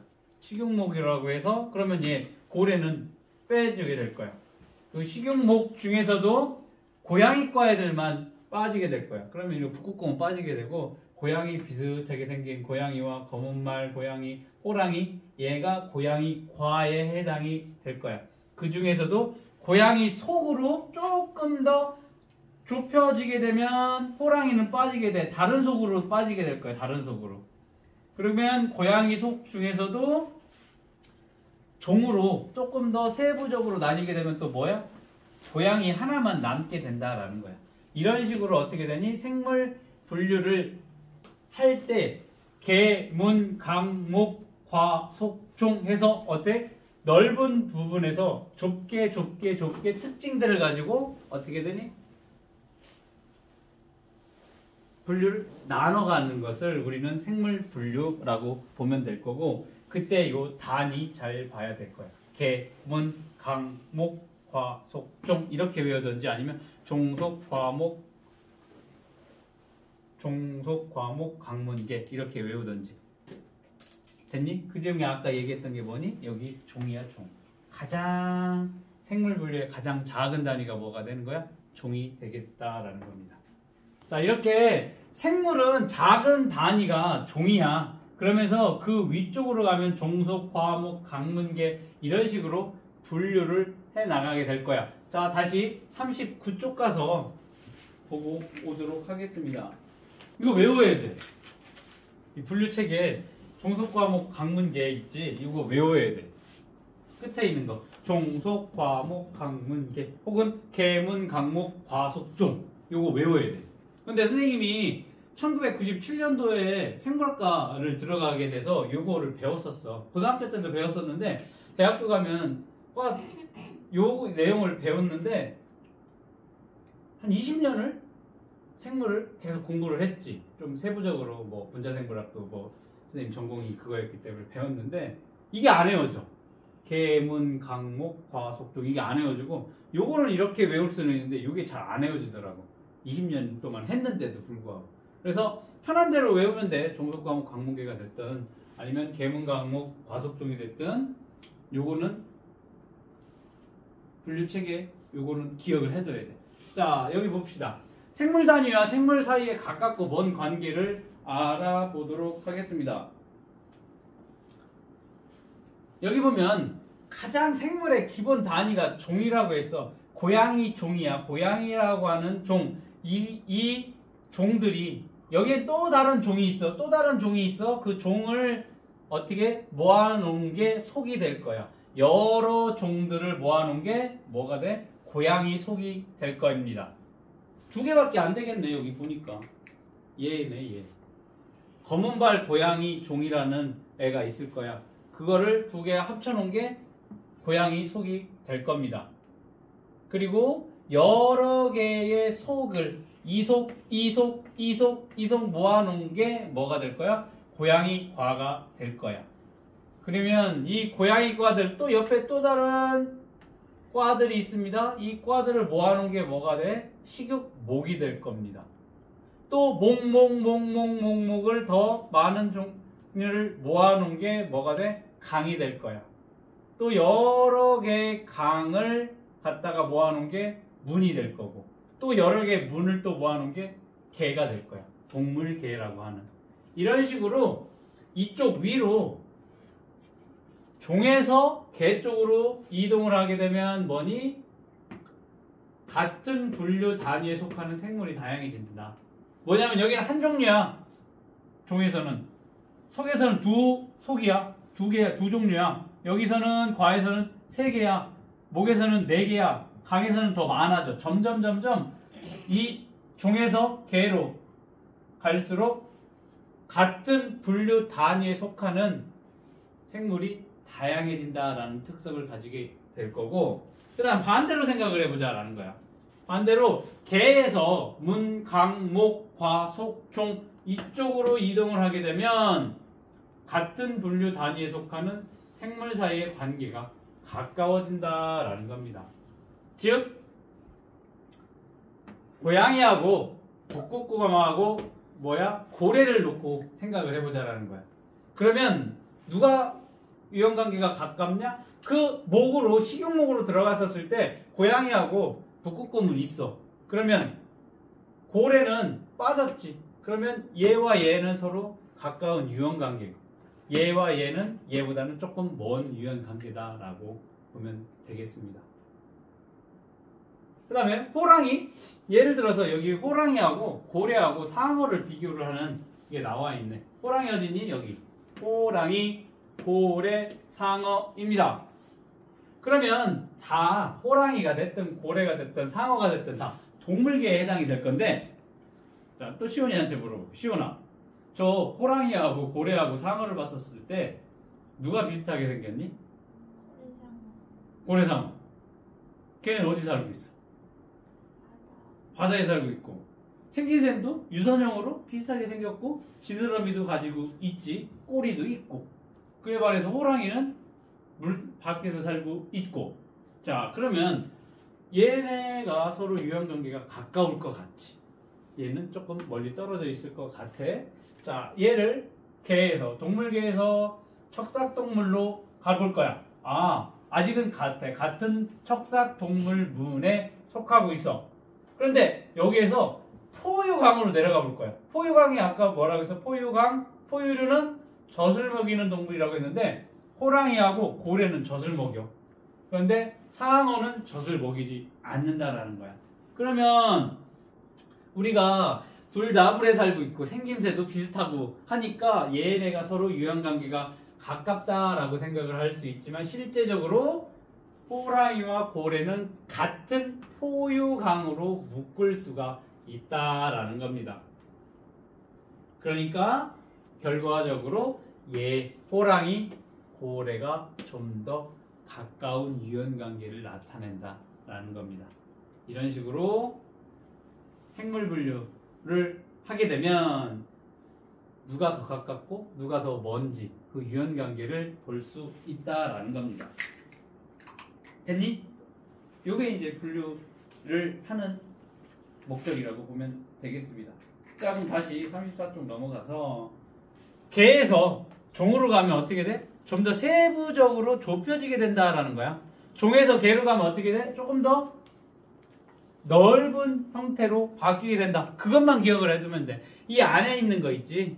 고양이냐, 호랑이냐, 북극곰이냐 이런 세부적인 이런 명칭들 다 알 필요는 없어. 그냥 개에서 종으로 가면 좁혀지고 종에서 개로 가면 좀 더 넓어지고 그것만 기억을 해두면 되겠습니다. 자, 생물 분리에 대한 설명으로 옳은 것과 옳지 않은 것을 표시하라고 했는데 짝짓기를 할 수 있는 두 생물은 같은 종이다. 서진아 이거 많이 틀리니? 틀렸지. 왜? 짝짓기를 해서 그 낳은 자손이 번식 능력을 가져야만 같은 종이다라는 거지. 아까 선생님이 뭐라고 했어?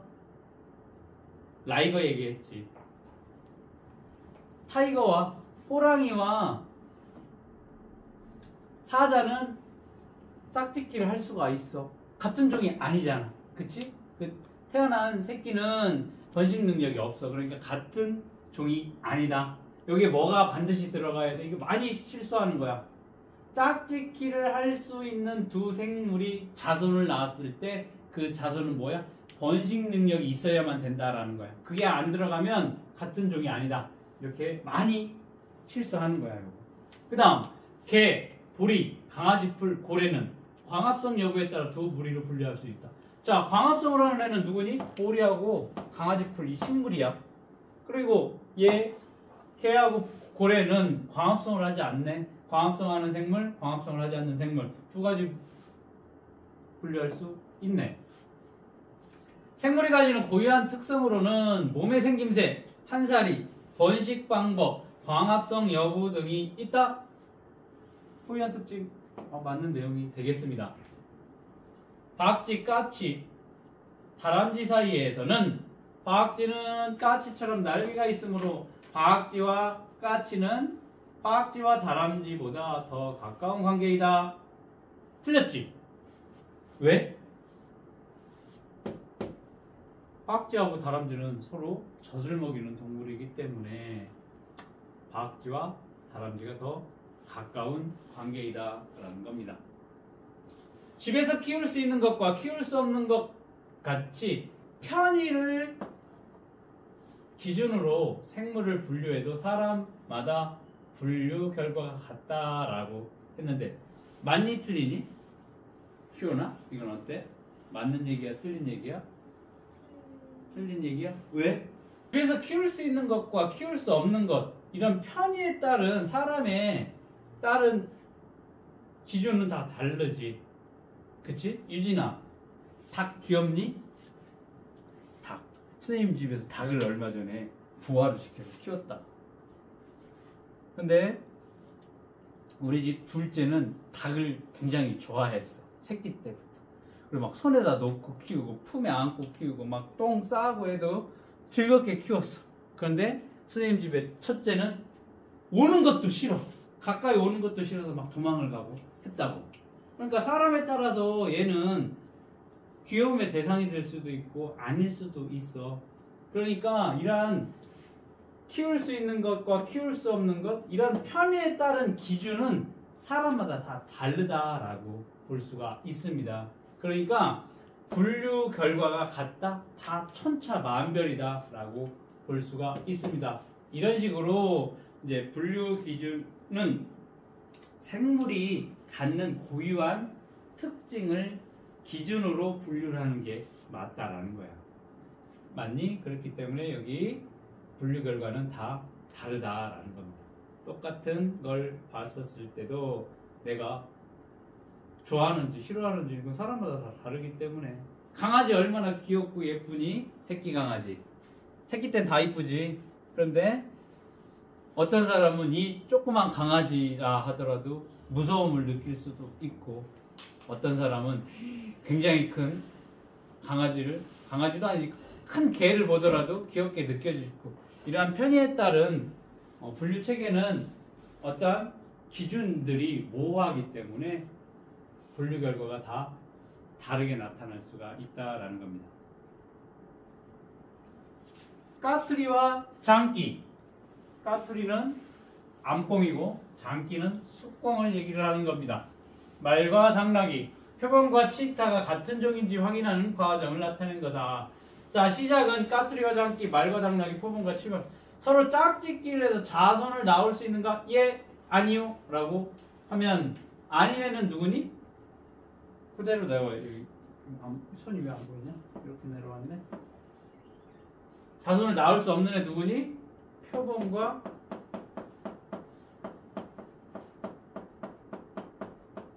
치타가 되겠습니다. 그러면 나머지 까투리와 장기, 말과 당나귀는 자손을 낳을 수가 있습니다. 자, 그러면 얘네 둘 중에 자손에게 번식 능력이 있는가? 얘 누가 되겠어?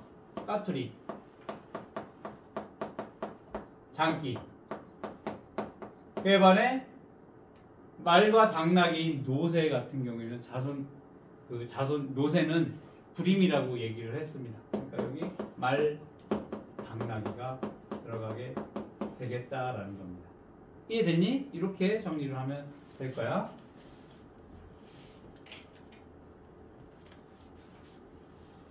그림은 7종의 생물을 분류해서 나타낸 것이다 라는 겁니다. 그러면 분류 단위를 보게 되면 위에서부터 다양한 생물들이 있어. 점점 줄어가게 되네. 그러면 여기 고양이 종이라고 했고 여기는 뭐가 되겠어? 속, 종속, 과, 목, 강, 문, 개, 동물개, 척삭동물문, 포유강, 식용목, 고양이과, 고양이속, 고양이종 이렇게 분류 단위를 반드시 기억을 해둬야 되겠다. 요거는 종속과목, 강문계, 개문강목, 과속종 요거는 외워서 외워야 돼. 한 번에 안 해줄걸? 외웠어? 시원이 외웠어? 훌륭해. 외웠어? 잠깐 쉬었다가 또 생물 다양성 중에서 5개로 나누는 내용 36쪽 또 진행하도록 하겠습니다. 그래서 생물의 5개에 대해서 아까 우리 개문, 과속 했니? 종속, 과목, 강문, 개 얘기를 했었지. 그 개가 뭐야? 5개의 개다라는 거야. 누가? 생물에 있어서 5개로 이루어져 있다. 5개라고 얘기를 할 겁니다. 자, 이게 처음에 아까 잠깐 얘기를 했었던 린네라는 과학자가 18세기에 이 분류를 하게 됐는데 그때는 18세기니까 어때? 1700년대니까 어때? 그 과학기술이 그렇게 많이 발달하지 않고 측정 장비도 그렇게 많지가 않았어. 그렇다 보니까 린네는 식물하고 동물 이렇게 2개로만 분류를 해놨었어. 그러다가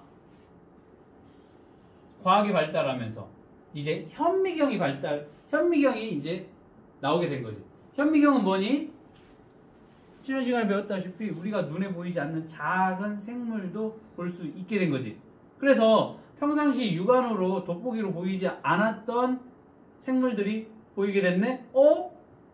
그 전까지는 식물, 동물 2개의 개로만 분류를 했다가 나중에 보니까 현미경으로 보이는 애들이 있네? 걔네들은 우리가 작은 생물이라고 해서 미생물이라고 부릅시다 라고 해서 그때부터는 이제 미생물계까지 3개로 나누게 됐다. 분류를 그렇게 하게 됐어. 그리고 분류를 해서 3개, 미생물계, 생물계, 동물계 이렇게 보니까 미생물계, 식물계, 동물계야? 그런데 얘는 동물인데 동물 같지 않은 애들이 있네. 미생물과는 조금 다른 식물인데 식물 같지 않은 애가 있어. 그러다 보니까 이렇게 과학이 발달하면서 이러한 분류 체계는 조금씩 변하고 있게 된다. 그래서 현재는 5개, 5개로 분류를 하고 있다라고 있습니다. 기억을 해두면 될 거고, 자, 개 수준에서 이러한 개의 수준에서 생물을 분류하는 기준은 핵막의 유무입니다. 핵막이 뭐니? 자, 시원이 지난 시간에 세포 배웠으니까 핵막이 뭐야? 핵막. 동그라미. 자, 유진아, 이거 하나의 세포라고 봅시다. 세포라고 합시다. 세포 안에 세포 소기관이 뭐가 있어? 세포 소기관. 세포 소기관 중에 가장 중요한 게 뭐라고 했어? 핵이라고 했지. 이렇게 세포를 보게 되면 가장 중요한 핵이 있어.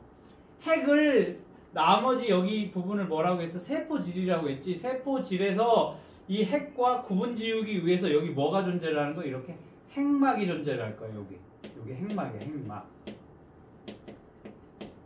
서진이 아직 안 배웠기 때문에 이런 게 있구나라고 기억을 해줬다가 다음 저기 보강할 때 보면 돼. 자, 세포를 놓고 봤었을 때 핵을 제외한 나머지 세포 소기관을 제외한 나머지 부분을 우리는 세포질이라고 했어. 세포질과 핵이라고 하는 이 세포 소기관을 서로 분리하는 구획을 나누는 게 요게 핵막이야. 핵막.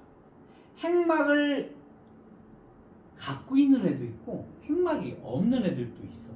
이렇게 핵막의 유무라는 거야. 핵을 갖느냐 혹은 핵을 갖지 않느냐에 따라서 우리 생물을 분류를 할 수가 있다라는 겁니다.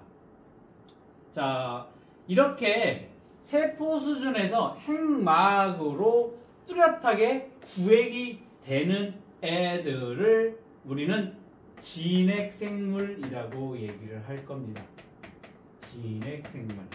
그리고 어떠한 생물은 이게 핵막이 없어. 그냥 세포 안에 핵이 동동동동동동 같이 되어 있는 애들이 있을 거야. 얘네를 우리는 원핵생물이라고 얘기를 할 겁니다.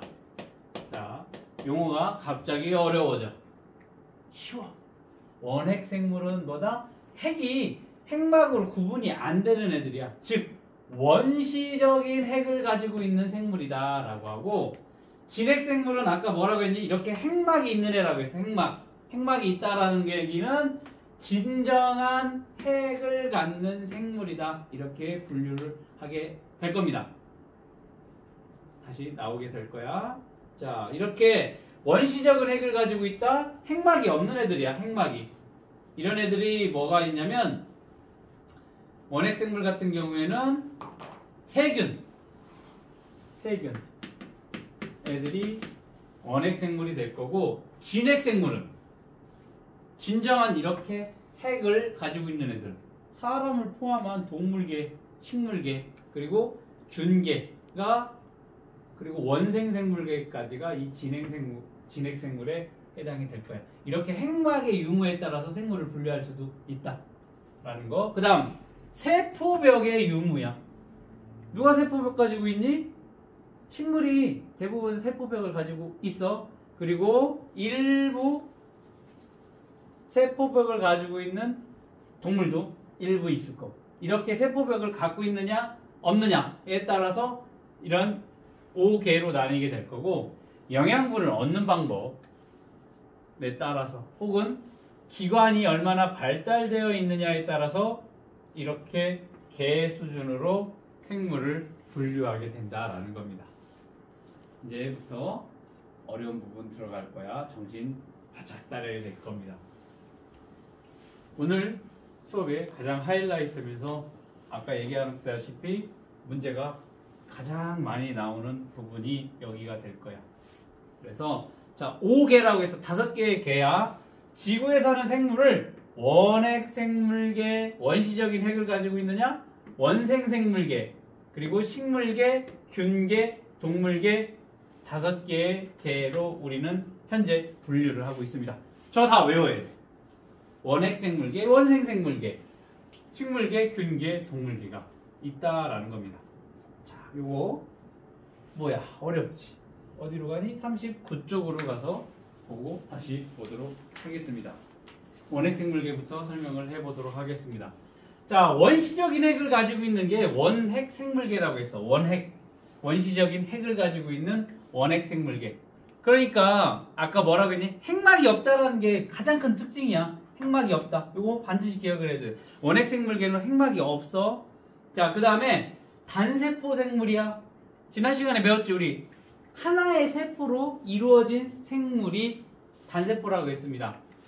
그 다음에 원핵생물계의 특징, 세포벽이 존재를 합니다. 식물이 아닌데도 세포벽이 있다라는 거. 그 다음 광합성을 하는 애도 있고 못하는 것도 있다라는 겁니다. 이게 원핵생물계의 특징입니다. 이거 무조건 기억을 해둬야 돼. 이 내용 기억해둬야 돼. 알겠어? 그러니까 어려워. 이 파트는 외울 게 많다라는 거야. 자, 시은아, 원핵생물계의 특징이 뭐야? 핵막이 없고 세포벽이 있거나 없거나, 또 단세포 생물이거나 세포벽이 있거나 없거나, 세포벽이 있고 광합성을 하는 애가 있거나 못하는 애도 있다라는 거. 요거 특징 기억을 해도 되고, 이거야. 젖산균이라고 하는, 폐렴균이라고 하는, 살모넬라라고 하는 균, 병원균이지, 남세균이라고 하는 애들이 대표적인 원핵생물계의 예가 될 거야. 자, 그러면 이 얘들도 다 기억을 해둬야 돼. 기억이라고 하기 좀 그래. 다 암기를 해둬야 되는 내용이 되겠습니다. 자, 원핵 생물계 같은 경우에는 핵막이 없어가면서 단세포 생물로서 세포벽이 존재를 합니다. 그리고 광합성을 하는 애도 있고 안 하는 애도 있어. 자, 이런 식으로 단순한 형태의 포도상균은 뭐라고 했냐? 아까 선생님이 지난 시간에 포도알 모양으로 생긴 동그란 균을 포도상균이라고 하고, 이 대장균 같은 경우는 막대 모양으로 되어 있으니까 간균이라고도 부르기도 해. 이런 식으로 젖산균도 간균 형태로 되어 있지. 간균. 자, 이런 식으로 단세포 생물로 되어 있는 것들이 대표적인 원핵 생물계에 해당이 되겠다라는 겁니다.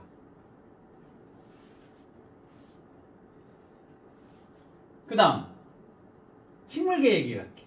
원생 생물계는 조금 이따 하고 식물계 얘기를 해보자. 식물계 대표적인 게 뭐가 있냐면 여기 소나무, 고사리, 장미, 이끼 같은 우리가 잘 알고 있는 대부분의 식물들이 우리 뭐에 해당이 되냐면 식물계에 해당이 될 겁니다. 이 식물계의 특징이 뭐냐면 핵막이 존재를 한다라는 거. 핵막이 있습니다.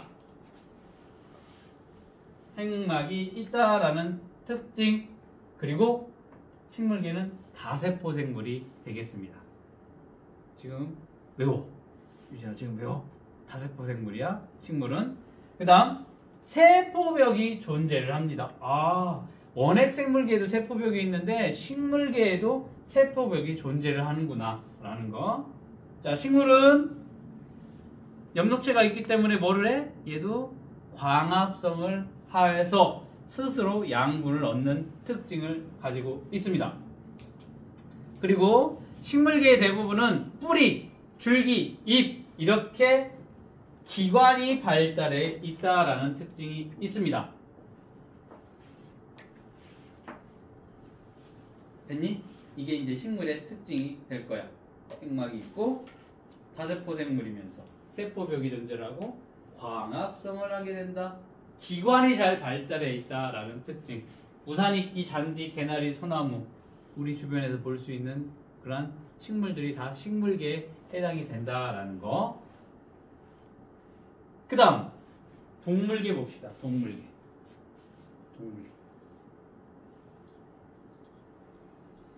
시원이 너는 어디에 해당이 되니? 동물계에 해당이 될 거야. 동물계. 자, 동물계의 특징. 핵막이 존재를 합니다. 핵막이 존재를 하고 마찬가지로 다세포 생물이 되겠습니다. 우리는 세포막만 존재하지 세포벽이 없다라는 거. 동물계는 광합성을 하지 못하고 다른 생물을 먹어서 필요한 영양분을 얻는다라는 거지. 우리는 양분을 스스로 식물처럼 합성을 할 수가 없어. 식물계는 어떻게 했니? 광합성을 하면 스스로 자기 양분을 만든다라고 했지. 근데 우리는 어떻게 돼? 먹어야지.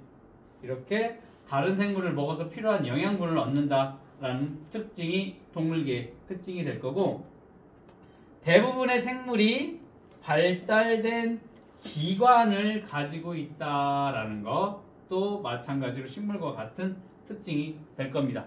그래서 우리 잘 알고 있는 호랑이도 사람도 동물계가 될 거고, 잘 알고 있는 자주 너희가 싫어하는 곤충들도 다 동물계에 해당이 될 거고, 물속에 살고 있는 오징어, 명태, 고등어 다 뭐가 되겠어? 동물계에 해당이 되겠습니다. 자, 여기까지는 이제 그렇게 어렵지는 않을 거야. 원핵 생물계, 식물계, 동물계. 이제 균계하고 원생 생물계에 대해서 볼 건데, 균계 봅시다. 균계. 자, 균계 같은 경우에는 처음에는 이제 이 균계는 식물계 일부 속해져 있기도 했었던 애들이야. 그러니까 쉽게 말하면 버섯이야, 버섯.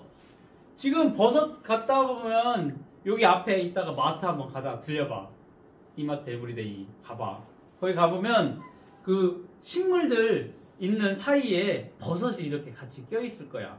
버섯에 옆에 대파 있고 옆에 감자 있고 당근 있고 한 사이에 버섯도 같이 껴있어. 그렇게 되면 야 뭐야? 식물 같은데? 근데 버섯의 경우에는 균계에 해당이 된다라는 겁니다. 균계는 핵막이 있고 단세포 생물도 있고 대부분은 다세포 생물로 이루어져 있다라는 거야. 일부 단세포도 있어. 근데 대부분은 다 균계는 다세포 생물이야. 그리고 세포벽이 있어. 세포벽 식물과 같이 세포벽도 존재를 하는데 균계가 처음에 식물계에 들어갔다가 나오게 된 이유는 뭐야? 광합성을 못한다라는 거야. 광합성을 못하고 죽은 생물이나 배설물을 분해해서 영양분을 얻는다라는 거지. 식물은 스스로 영양분을 얻는 반면 균계는 다른 죽은 생물 사체에서 어떻게 돼? 영양분을 흡수한다. 그렇기 때문에 식물계에서 균계는 따로 떨어져 나오게 됐다라는 겁니다. 몸이 균사로 이루어져 있다라는 특징이 있습니다.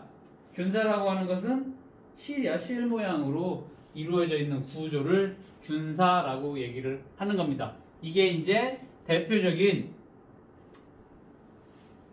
균계의 특징이 될 거고 핵막도 있고 우리가 잘 알고 있는 버섯 종류가 다 균계에 해당이 될 거고 곰팡이 종류도 다 균계에 해당이 되겠습니다. 그 다음에 효모라고 하는 애들, 효모가 뭐니?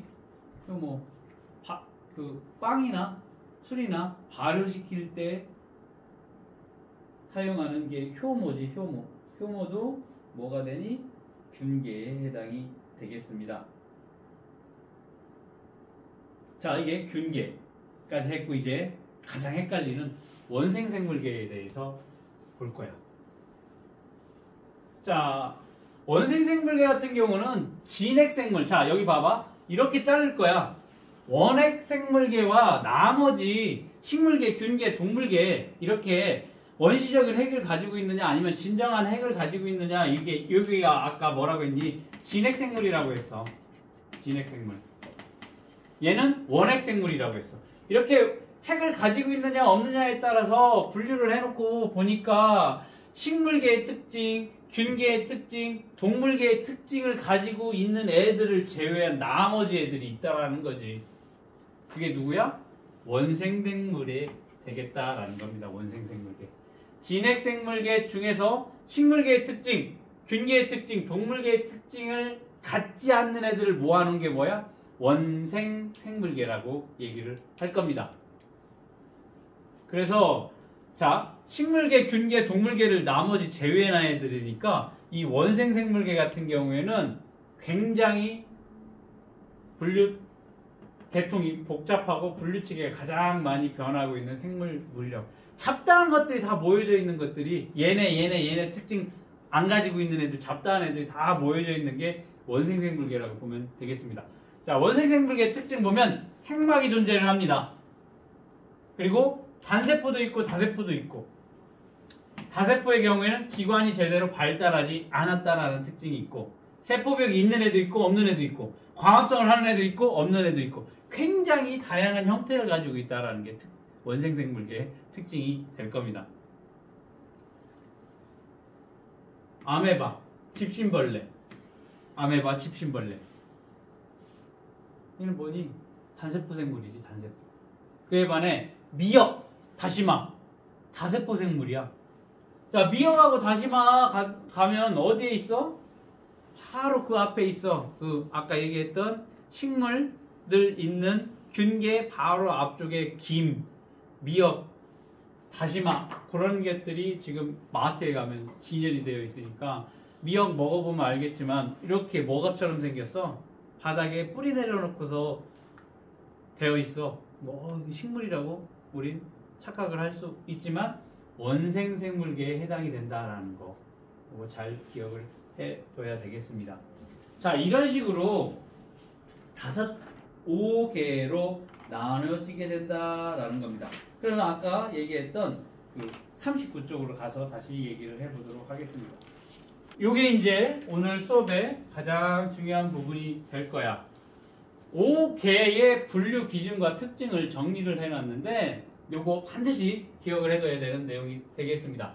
자, 원핵생물계, 원생생물계, 식물계, 균계, 동물계를 놓고서 핵막과 균사, 세포벽, 기관, 광합성, 세포수를 놓고서 한번 어떤 부분에 해당이 되고 해당이 되지 않는지를 이 표로 정리를 해 놓은 겁니다. 자, 핵막은 자, 여기를 기준으로 해서 여기는 다 뭐니? 핵막이 있고 원핵생물계는 핵막이 없다라는 거.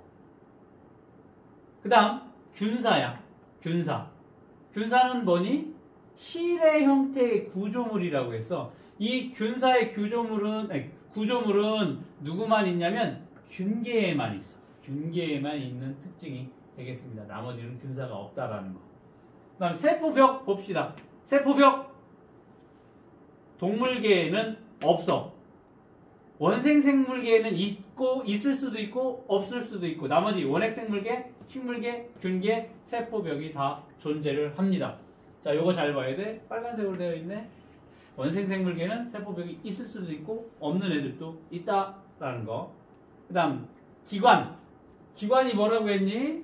우리 동물을 구성하는 생물을 구성하는 구성 단계를 보면 세포에서 조직에서 기관들이 모여서 개체를 이루게 된다. 그 기관들이지 조직들이 모여서 기관을 만든다라는 거야. 지난 시간에 배웠었던 내용이니까 사실 그냥 그런 게 있구나라고만 보면 돼. 이러한 기관들이 있느냐 없느냐에 따라서 이렇게 분류를 할 건 그 특징인데 기관이 있는 애들이 식물계와 동물계 대부분들이 기관이 있고 나머지 균계에는 기관이 없어. 원생생물계에도 기관이 없고 원핵생물계에도 기관이 없다라는 거. 이 기관의 유무에 따라서도 분류를 특징을 가지고 있다라는 거. 그 다음 광합성을 한다. 광합성. 원핵생물계는 광합성을 못합니다. 원생생물계는 할 수도 있고 안 할 수도 있고 식물계는 광합성을 합니다. 균계 못합니다. 동물계도 광합성을 못한다라는 거. 세포수를 봅시다. 원핵생물계는 단세포입니다. 원생생물계 대부분 단세포야. 일부분 다세포도 존재를 할 수도 있다라는 겁니다. 아까 미역 같은 애들. 자, 식물계 봅시다. 다세포입니다. 균계는 대부분 다세포래. 일부 단세포도 있을 수 있다. 동물계는 다 다세포에 해당이 된다라는 겁니다. 요 표 있잖아. 요 한 번씩 적어보고 무조건 기억을 해둬야 돼. 어때? 시원아? 힘들지? 힘들어? 서진은 어때? 뭐 내용은 어렵지 않아. 다 이해가 돼. 그런데 이거를 칸칸칸칸 다 나중에 블랭크 놔주면 다 채울 수 있을 정도로 외워야 돼. 그래야 문제를 풀 수 있다라는 거야. 알겠니? 좀 어렵지만 요 5개의 특징들은 반드시 기억을 해둬야 되겠다라는 겁니다. 알겠니? 좀 어렵지만 그래도 반드시 알아야 되는 내용이 되겠습니다. 그러면 요걸 가지고 오른쪽 문제 7, 8, 9번 풀어보도록 하겠습니다. 생물의 옥에 대한 설명을 옳은 것과 옳지 않은 것. 자, 미역과 다시마는 식물계에 속한다라고 했는데 식물처럼 우리가 오해를 할 수 있지만 얘는 뭐에 해당이 돼? 원생생물계에 해당이 된다라고 했으니까 틀렸습니다. 대장균, 남세균과 같은 세균은 세포에 핵막이 없다? 맞는 얘기가 되겠지. 식물계와 균계에 속하는 생물은 광합성으로 영양분을 얻는다. 자, 균계가 식물계에 있다가 버섯이 식물같이 생각을 하고 있다가 빠져나오게 된 거, 균계로 따로 나누게 된 이유는 뭐야? 광합성을 안 하기 때문에 그렇다라 했지. 그러니까 식물계는 광합성을 하는 게 맞는데 균계는 광합성을 하지 않아. 그러니까 X가 되겠습니다. 원생생물계에 속하는 생물에는 광합성을 하는 것도 있고 못하는 것도 있다. 맞아?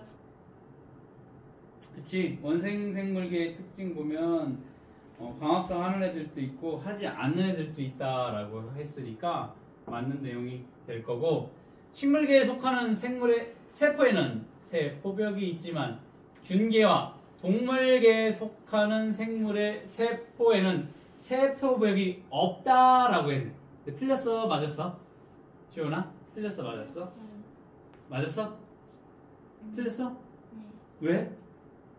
균계가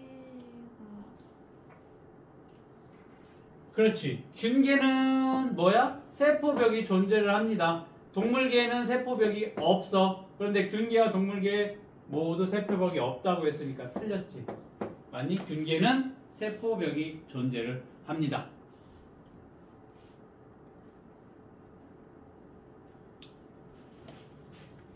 생물을 5개로 분류하는 과정을 나타낸 것이다.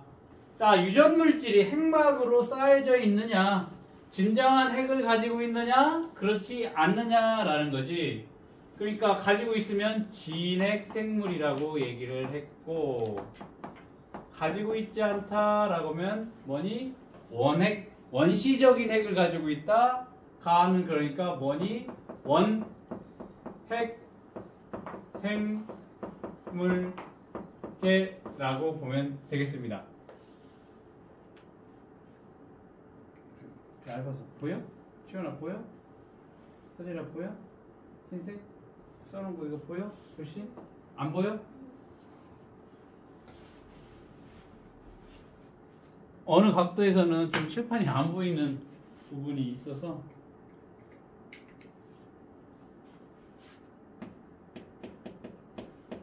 원시적인 핵을 가지고 있는 원핵 생물.